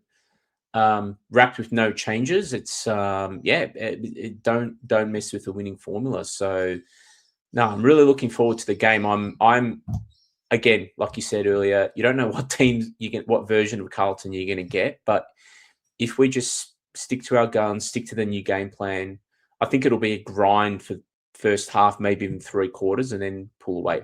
I would love to smash them, but I can't see it happening. I think I saw something. We have to win. If we win by 65 points, we overtake their percentage. That would be nice, but not really. Don't think it's going to happen. I don't know. What are your thoughts? Just win. Yeah, just win. I don't have expectation to win by a margin. I just win the game. Get out there, win the game. They're beatable. We've got belief, we've got confidence, and we've got what we need to win. Got to stay healthy. Some things are in your control, some things are not. But yeah, from what I saw last week, after the Collingwood game, someone was telling me earlier today, like after the Collingwood game, I was a bit broken. I thought, we'll just pack up the season. Like, fair enough. Like, you know, they've done their best to get themselves out of the hole that we were in. But last week for me was a message of, no, we still believe we can do something this year. And win or lose this week, the season's still alive. So. Yeah. Well, the result last night makes that, it throws a bit of a spanner in the works. I don't know if anyone expected North to win. It kind of doesn't surprise me. The Bulldogs do look like they're struggling. And I just saw actually Mitch Cleary tweeted that Tim English looks like he's done an MCL. So I know 1 week at a time, but looking ahead next week, well, I don't know if he's done it, but there's damage. So he's surely going to be in doubt for next week. I know 1 week at a time sort of thing. But what I'm saying is it's not all of us, it's do or die for St Kilda, not for Carlton this Sunday, because we play the Bulldogs. So we have that 8-point game that they can't. If they lose, they can only finish as high as, they can only sneak into 10th if we then capitulate and other results go their way. So we will have a second chance, but we need to take this chance, because if we win, we beat the Dogs, we're in. It's as simple as that. So should be good. And yes, please, everybody get down there. Last week, I'm in the member. I sit right, those red and white marble seats. That's where my seats are. Half that second that you see on the TV, half of it was empty. I don't know what was going on. It's not a good sight. Look, I have one question for people who are umming and ahhing. Will you really regret not going? Sorry, will you regret going to the footy on Sunday? Like, will you look back at it and say, shouldn't have done that. Oh, I regret that. Mm. These No, are the I got- moments, man. These are the moments we'll miss them in the off season when the footy finishes. And I get it. It's a shit time slot. No doubting it. Kids are a factor. School, work, getting up early. Like, I understand all of it. But Yeah. there is a but. But 3 words on a Monday morning, if you're tired: Vietnamese iced coffee. All right, that will wake you up. That shit's like Red Bull on steroids. Get some Vietnamese coffees into you, you'll be fine. But look, Yeah. I get it. It's not friendly for everybody, and it's on TV and that. But you're right. I mean, we're gonna miss it. It's. I don't know. It's like the end of the season's almost crept up with, because we started off bad. It's almost like we've had 2 seasons in one, and it's like, oh shit, we're at the end. We're coming up to when we were. Hopefully, yeah, we do get into wild card, and it keeps going. And then who knows if we catch that wave. I mean, like I said, a lot to play out before then. But I'm worried. I'm always by default. I think that's that 20, 25 years of scar tissue there. It's going to take time for it to completely heal, but I am a little more confident now as the week's gone on, given what's coming out of the club, with the unchanged lineup, what St Kilda's doing. They're going all in, and it could really backfire. Do you remember? Was it? Yeah, it was 2024. Us against Hawthorn. I've thought about this on our. It's very, very similar where things were kind of not going our way, and we went all in with the injured and underdone players. It backfired, and we just got absolutely steamrolled on that day, and the season was over. So but St Kilda don't have a choice. They've got to be desperate and go for it. So hopefully we can harness that. Just stick to our plan, and we'll see. But pumped, mate. Can't wait. Love it, mate. All right. Well, I'll speak to you Sunday night, maybe on the fan cams. Yeah, hopefully after a win, mate. Go Blues. All right. See you, mate. All right. One more guest. Also, I was thinking today about the fan cams. Never done this before, but could do a little bit of the fan cam Sunday night, and then we could maybe do like a midday Monday fan cam session, or I guess we could just continue the maybe Monday night Blue Abroad show. Anyway, I'm considering all options. Tom, hey mate. Hey mate, I wasn't going to call on, but you had to. This whole team show Sunday, everybody has to get there. Has to. Right. Like listening to Jake talk about they haven't won a premiership for fucking 50 years and they are the cockiest supporters. We need to outnumber them this week and give them the business. They crumbled. They were overwhelmed by the Swans crowd last week. I was there when it happened. If you're not going to go for Carlton and Kilda because you're not worried about St Kilda, go for Jack. Go for Tom. Let them know they left us and we're going to beat them and we're going to play finals. It's just done my head in. It's as big a game as any. And if you're going to be tired on Monday, think about how you rocked up to work this Monday after the weekend. Yeah.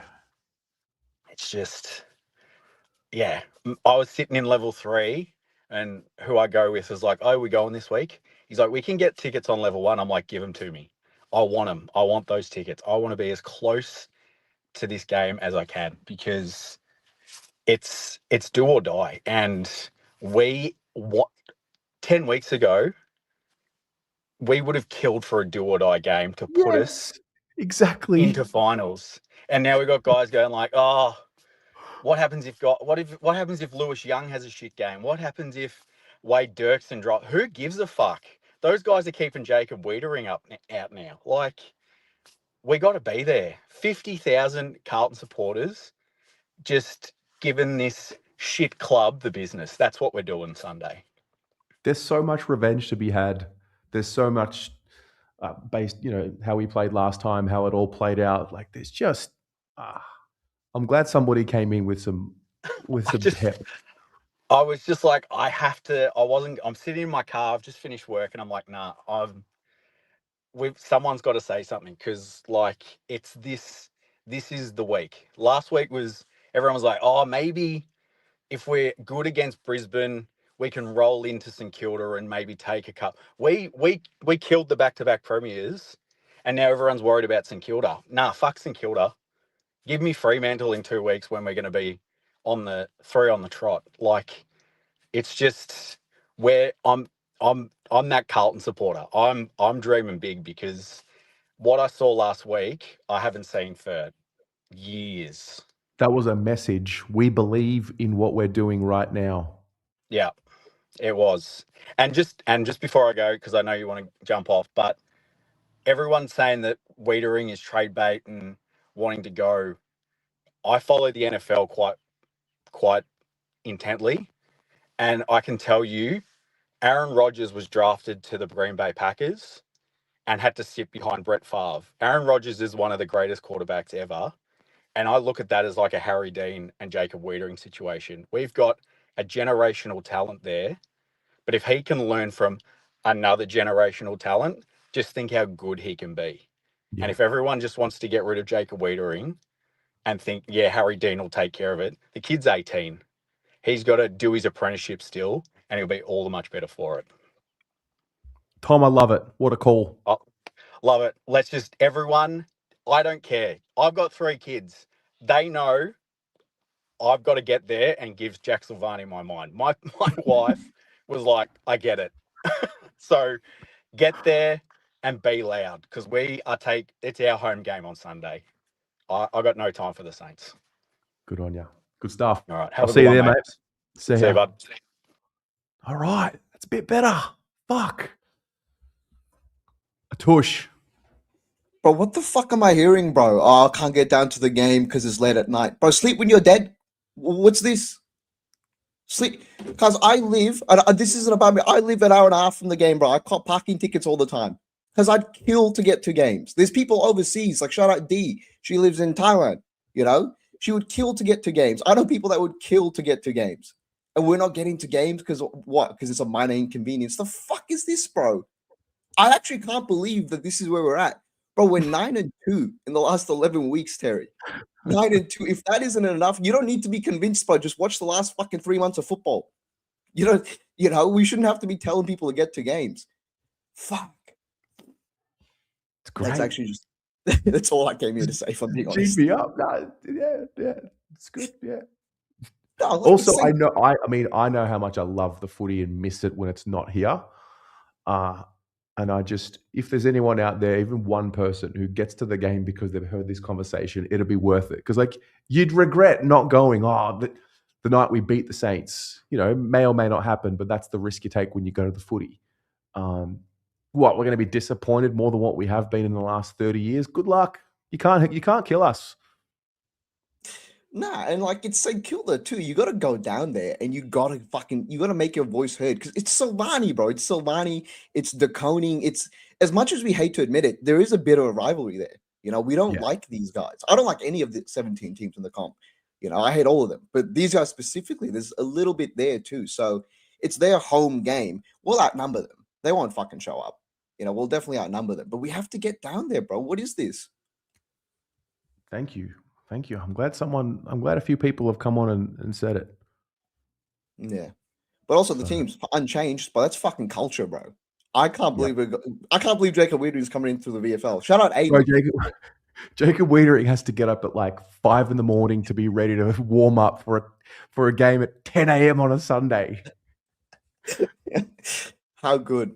Bro, if you told me like this time last year that Jacob Wiedering's going to be out for like 11 weeks, how long has he been out for? Ages, 8 weeks or something, yeah? 10 rounds. So put a buy in there. Yeah, 11 weeks. Yeah, I would have jumped off the Westgate Bridge. I would have been like, nah, you know, there's no point. No, I'm not watching the footy. I've had enough. But we've won 9-2 without him, and now he's fit. Has Jacob Wiedering ever played a VFL game? He's played 3. I've been told that he's played 3. Have any of them been recent? Or they're all like 10 years ago? Like 2018, I think, was the last time. Okay. So there you go, bro. We have him ready to come in and we're not rushing him back in. That's the biggest thing for me in this selection. Going in unchanged is one thing, but having a name like that ready to come in and be like, nah, we don't need you right now. Go get match fit. Because he passed the test, right? Well, he must have because he's playing VFL. Yeah, he's playing VFL. He's fit to play. He just He needs some touch because whatever happens on Sunday, Aaron Norton is there next week, and then Josh Tracy and Amos and those types are coming to Melbourne the week after. So yeah, it just says no one's too good for VFL, which is a very important message. Yeah, and also shows the faith that we have in Dean and Dirksen and Haynes and these younger players that have.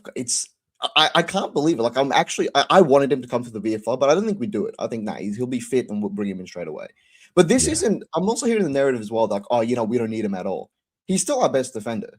Let's not get that wrong. Jacob Whitting's still our best defender. He'll come in next week probably if he's fit, and we need him for when we make finals. Like you said, when Freo come to town and they got those 3 big forwards, we need Jacob Whitting down there. Yep. But right now, like you said, St Kilda, not the best. Next week, Aaron Norton. Who else is their tall forwards? Buku goes down there, I guess, sometimes.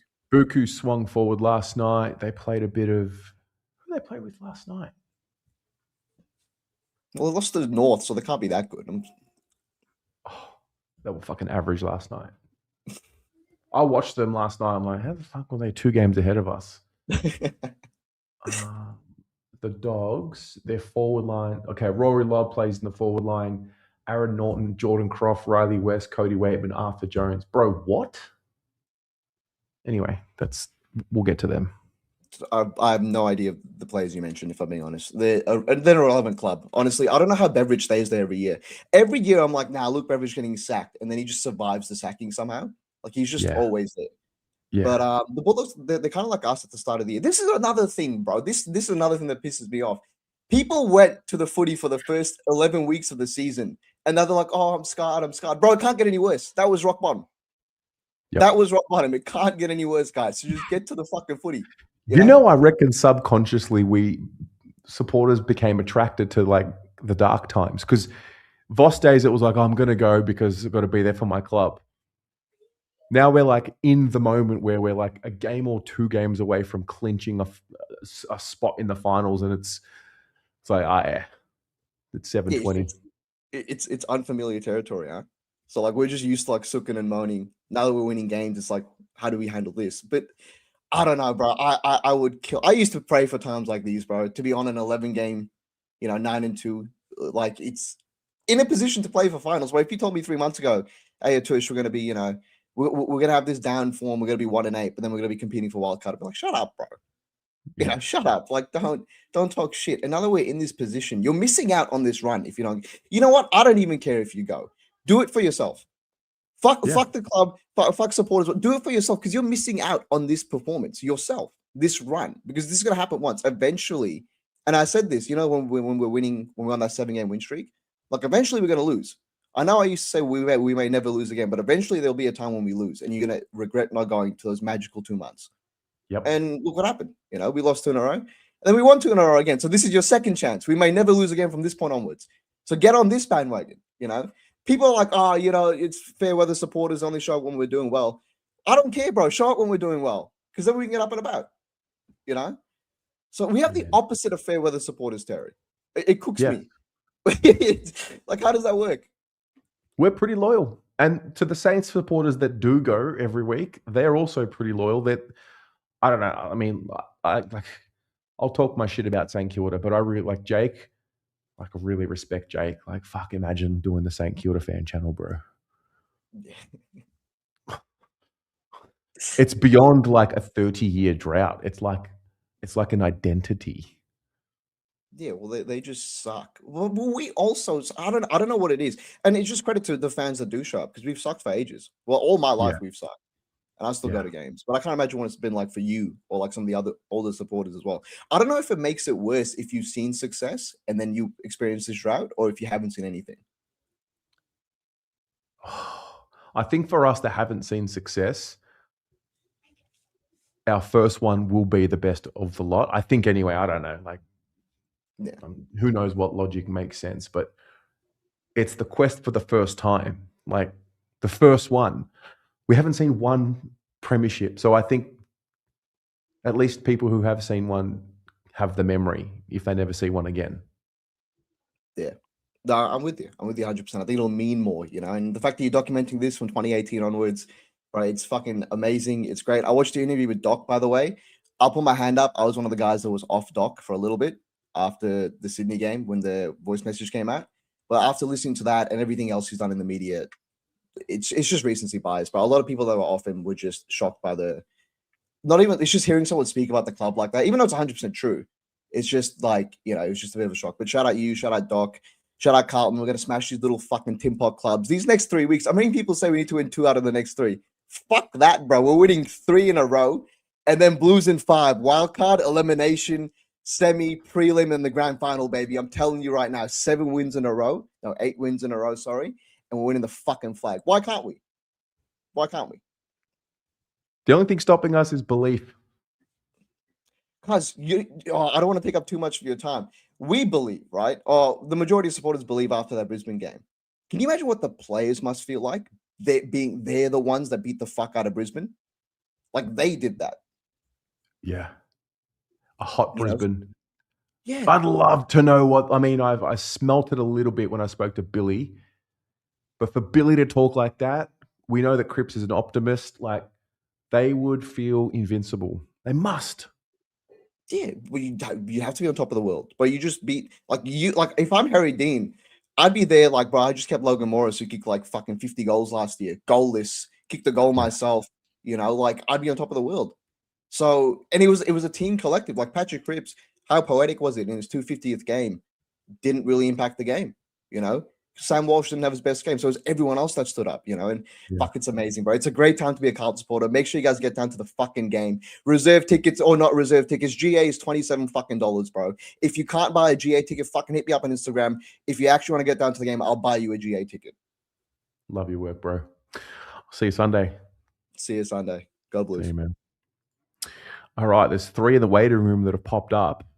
Speaking of, so I've got 2 tickets to give away up on level 3. I think Juninho is the person that donated them. I've also got a link after that for $20 GA tickets.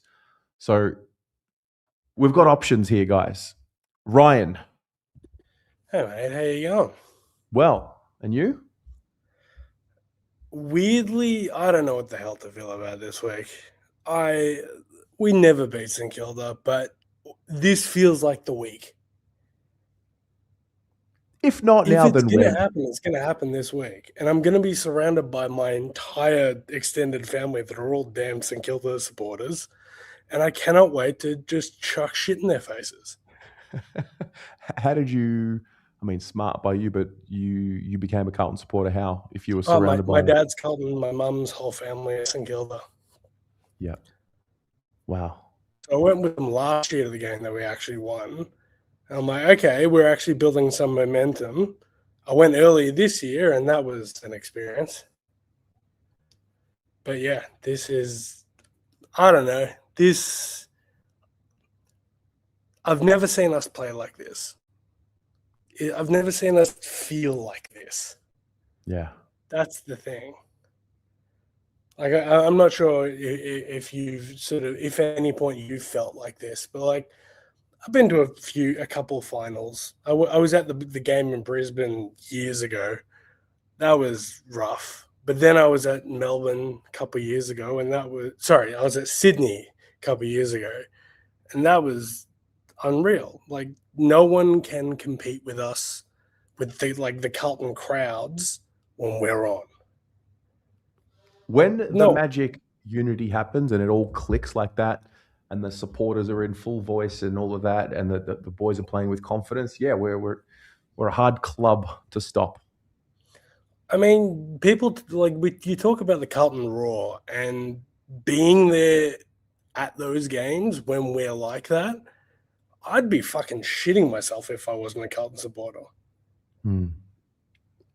Yeah, It'll be an awesome game either way. I'm glad that we haven't rushed Wiedering. Who does St Kilda have in their forward line that Wiedering would make a genuine difference with?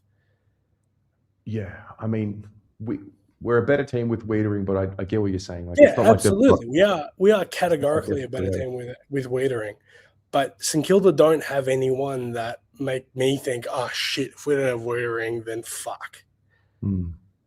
Like Harry Dean's terrifying every forward in the league because he's a little bit unhinged. Like our backline is solid, and St Kilda don't have anyone that would make me go, okay, we need to push Wiedering. Let him make sure he's ready, and then when he's absolutely solid, he can come in next week, beat the shit out of Norton, and when apparently and like if Tim English doesn't play, even fucking better. Yeah, like I'm weirdly confident, but also that scares the shit out of me. Embrace it. I mean, Embrace you it, have because to. on We're the other Carlton's side of We're on the Carlton's other supporters. side of fear are your wildest dreams. I mean, we're Carlton supporters. We ride the highs, we ride the lows. There is no middle ground for us. Yeah. Anyway, I'll let you get going to chat with the last few people, but I just wanted to say, looking forward to hopefully see you there on the weekend. I'll be there, Carlton mate. Blues. Go Blues, mate. Thanks for calling in. Thanks, mate. Thank you, Ryan. Dione with a 200 Thai baht. Let's fucking go Blues. Thank you. John Leonardos with a $10 super sticker. Thank you, my friend. And then Amy Butler loves Carlton, $40. You Melbourne folk have it so good, I would sell a kidney to get to games every week. It's good perspective. Ari. What's up? Calling in on the team show. Yes. Why you sound surprised or shocked I'm or just happy, man. I'm just stating a fact. Did you get excited after the G up and thought you had to come and, you know? no? I was just kind of watching. I thought I may as well jump on. I Yeah, why not? rarely tune into I'm rarely around for the midweek show, so I thought I may as well. It's good, Grace you mate. with my presence, as I The said. moustache, the mustaka is coming along nicely. You reckon? Yeah, I quite like it. Do you think I should have done it earlier? No, I think everything happens when it should happen. You're so poetic and profound. Yeah, any danger of giving an opinion? That is my opinion.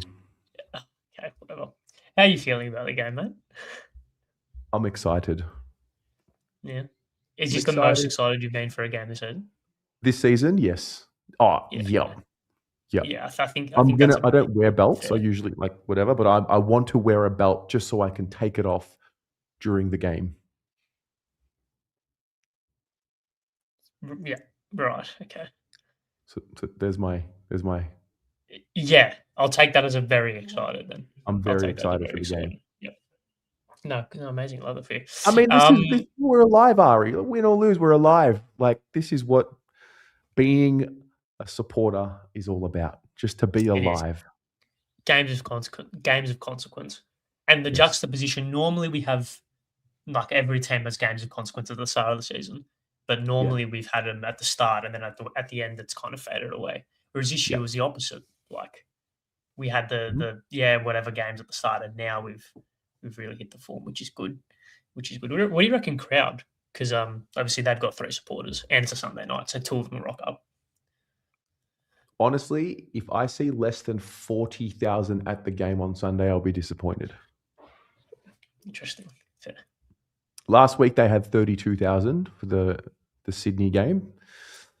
On Sunday, Arvo? Saturday, Arvo? Sunday 110. From the poll I did here, 184 votes, 35% of people who entered into the poll here in the live chat said that they won't be attending the game. So that's also me, by the way. You're not going? No, I'm south of playing. I'm working. So Whoa. Working where, man? Working, bro.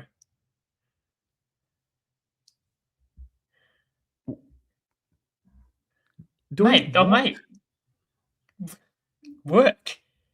Okay, but on Anyway. a Sunday night, what are you doing? Yeah, blame Football Australia for scheduling the South Melbourne game at the same time. Oh, Don't it's blame Football me. Australia? Okay.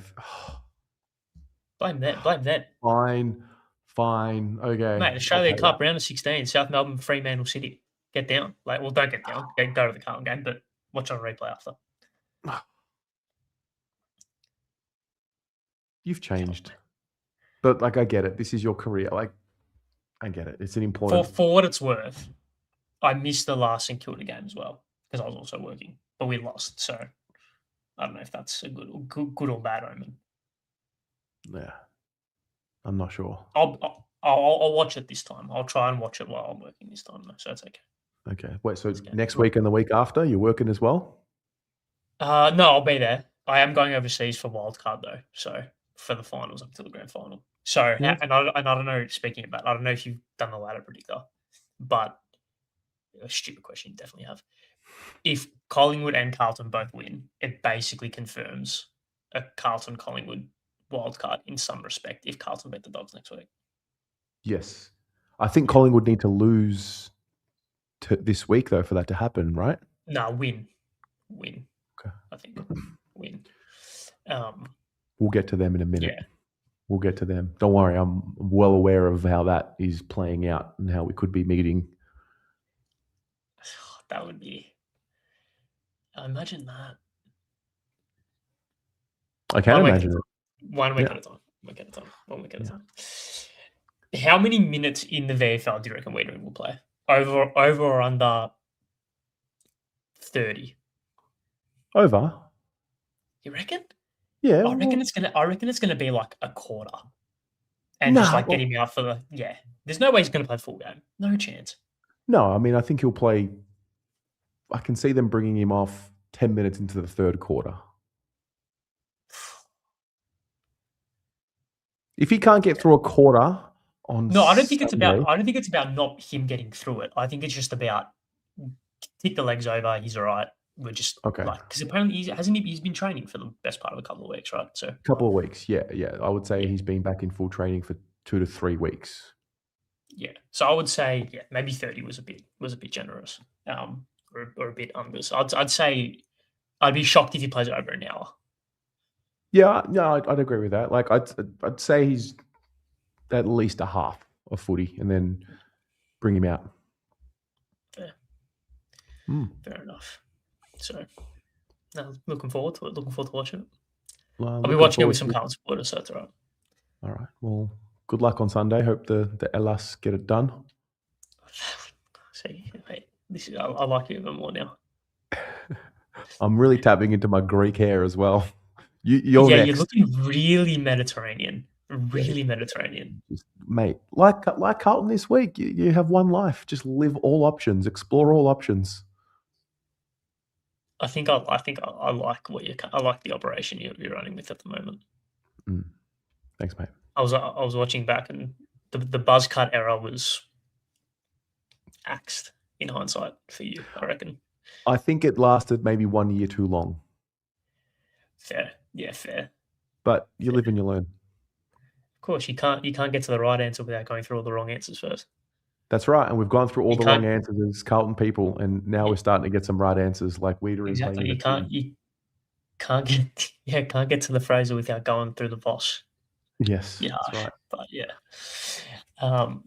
before I go, I just want to obviously shout out Spud's game and just the Yes. cause and what it stands for and the message it's trying to push out. I think I'm really proud of the club that they're seemingly getting on board with this a little bit more. Obviously, the Saints are the driving force behind it.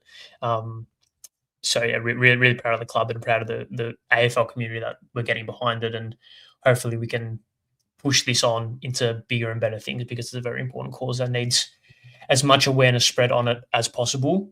Obviously, donate if you can, spread awareness otherwise, and make your voices loud on Sunday night. And go Blues. Well, go Blues. No, well said. And as much as it is one game in one day, I think live the values every day. Don't just wait till men's mental health round to live the values. Live the values every day. Absolutely. I think it's a good point. I think once we need to, it's going to act as a reminder now, but we need to get to a point where it's not a reminder. It's lived constantly through everyone's lives throughout the entire year, to the point where a game of this type isn't needed because it's a constant throughout the entire year. So, no, well said in that regard as well. So, yeah. Yeah. All right, mate. I will speak to you over the next few days. Likewise. Go Blues. Be loud on Go Sunday, Blues. all of yous. Yes. All right. Jim, Yassel. Yassel there.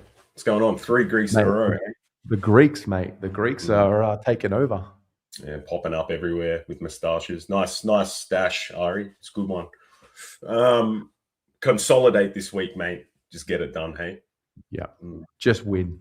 Yeah, it'll be a fucking scrap. Ross Lyon, typical coaching moves all game. Like, it'll be tough. Yeah. It's always one of those ones where you got to like break through the damn wall. But it takes a while to get there. We're going to play some Ross ball, unfortunately, for a quarter or so. But I'd love the boys to keep taking the corridor all week, like all game, sorry. Like, keep taking the corridor on. And even if they fuck up, even if they turn the footy over, just keep like being aggressive, because I think we can open them up. But yeah, we're not going to score like last week. Just Ross Lyon, he just takes things away. Which would be good. It'd be good to see the boys under a bit of different pressure for this week. So yeah, absolutely, man. Where were you on the whole Wiedering talk this week, and what's your reaction to how it all played out? I expected him to play. I did. Yeah. But you know, the backline has been fantastic in the last few weeks. So yeah, he'll play 50 minutes. I'll give him 12.5 minutes a quarter, you'd think, and manage his load, and he'll be better for it next week. And one game at a time. But if you win this game, it opens up many possibilities for the remainder of the season. It's so important, I think, for kids like Billy Wilson to play this game and play well. You know, your top end talent will play to a level, but the players like the Billies and those players, they learn a lot from a game like this. So, sorry, my cat's ripping shit up. Wait, don't. So we'll see. But like, I'd love those boys to play in like another finals-like game. And this game reminds me of, do you remember 2011 when we played them on a Monday night? You remember this one? Yeah, it was a close game. Did we wear light blue that Monday Yeah, we did. night? We wore the M&M jersey, and Jeffy took the piss. I hate St Kilda like so much. I actually think they are one of our biggest rivals, and I watched Heath Buck's preview this week, and I thought he nailed it. They're our modern rival. Like, they used to beat up on us through our childhood. Like, every game was 100 points, man. They smacked us, especially the Ross Lyon, early Ross Lyon era. So we owe them a few. 2024, that was the way that ended, like, versus St Kilda and having to fall into finals. That said everything about the group, that we constantly relied on other results. This time is different. Like, it's in your hands, so go and just do it. Just do the thing, make it happen. And I think it would be a sellout. I really do think the Blues fans are going to go. I mean, I wish I could go. Like, I've even thought about like flying on Saturday and covering work, and because it is such a big game. But I think you just win this game, and then I believe we're in, because I think we'll win the last two. I think Freo will do a little like quality player parking in that last game, and it's at Marvel. We match up against Freo, and they don't worry me so much, even though they're a fantastic side, and the doggies are just gettable. So get it done this week. And I also think that Collingwood might miss. I think they're going to lose this week, and I reckon they're going to lose their last two. So I think they might even miss on the wild card completely. They might fall out, which would be poetic justice, unless you really want to play them in the wild card and turn it upside down.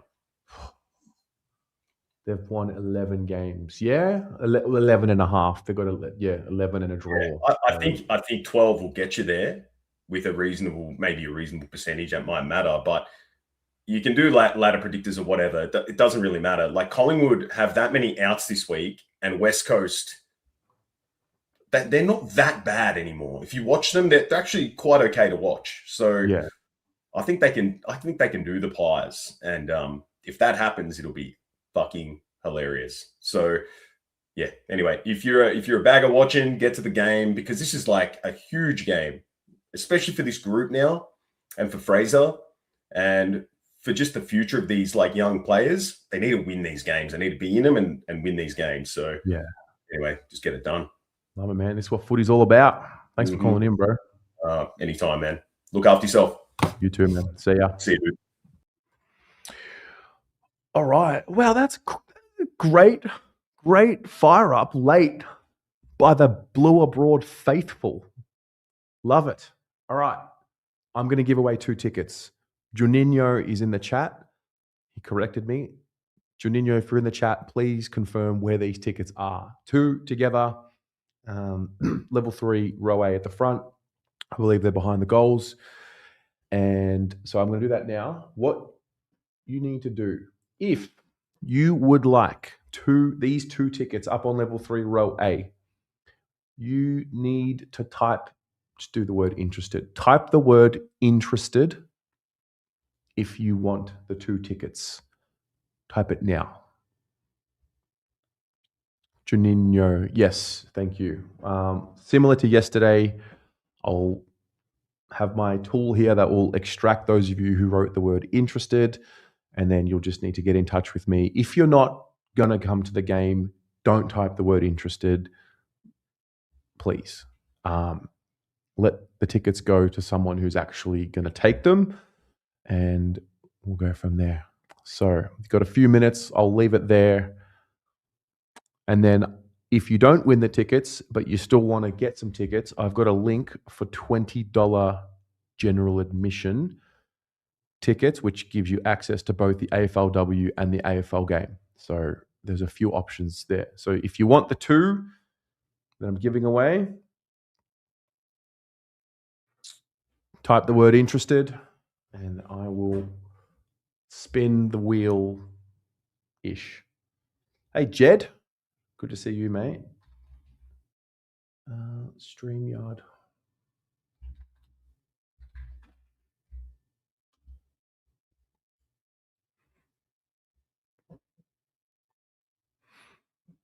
If you've just tuned in and you're wanting 2 tickets to the game, Juninho in the chat, the GA seats are here. They're level 3, aisle 23, row A, in line with the small post above the home team cheer squad. These are Carlton members section tickets. So there you go. 2 of them.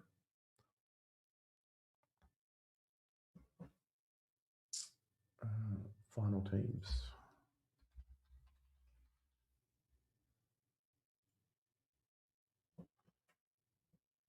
So far, there's 5 of you. That's great odds. 1 in 5 chance. I'll leave it there for maybe 30 more seconds or so. There's the 6th one. Jake Kolajasny just came clean. Jake Kolajasny, while I appreciate the efforts made to not identify me, the speculation has left me feeling I need to address this. All right, we'll get to that. That's not relevant right now, but thank you. All right, Frankie, you're in. Eleanor, please type that again so I can get your entry in there.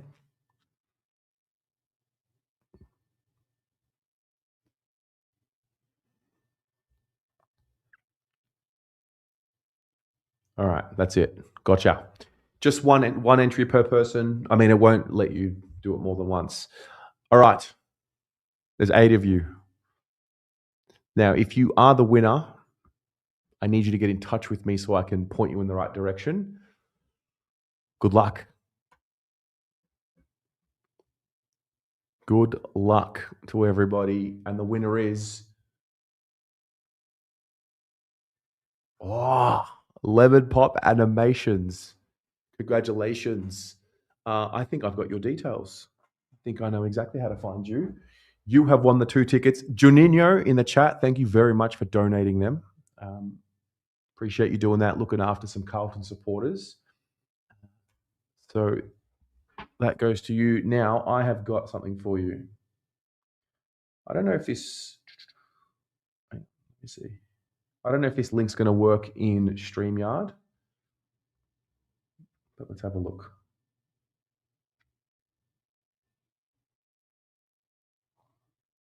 Yes, it will. So that link there, click it, and it will give you $20 general admission tickets. If it doesn't come up, let me know. If you are going to use that link and it's not working there, just message me after the show ends. Arnold, too late. Sorry. You might be on delay on the stream, but we have given away the tickets. But if you're looking for $20 general admission tickets, I've just put a link in there. You will not find this link many places. So there you go. That gives you access to the AFLW as well. So get down, make a day of it.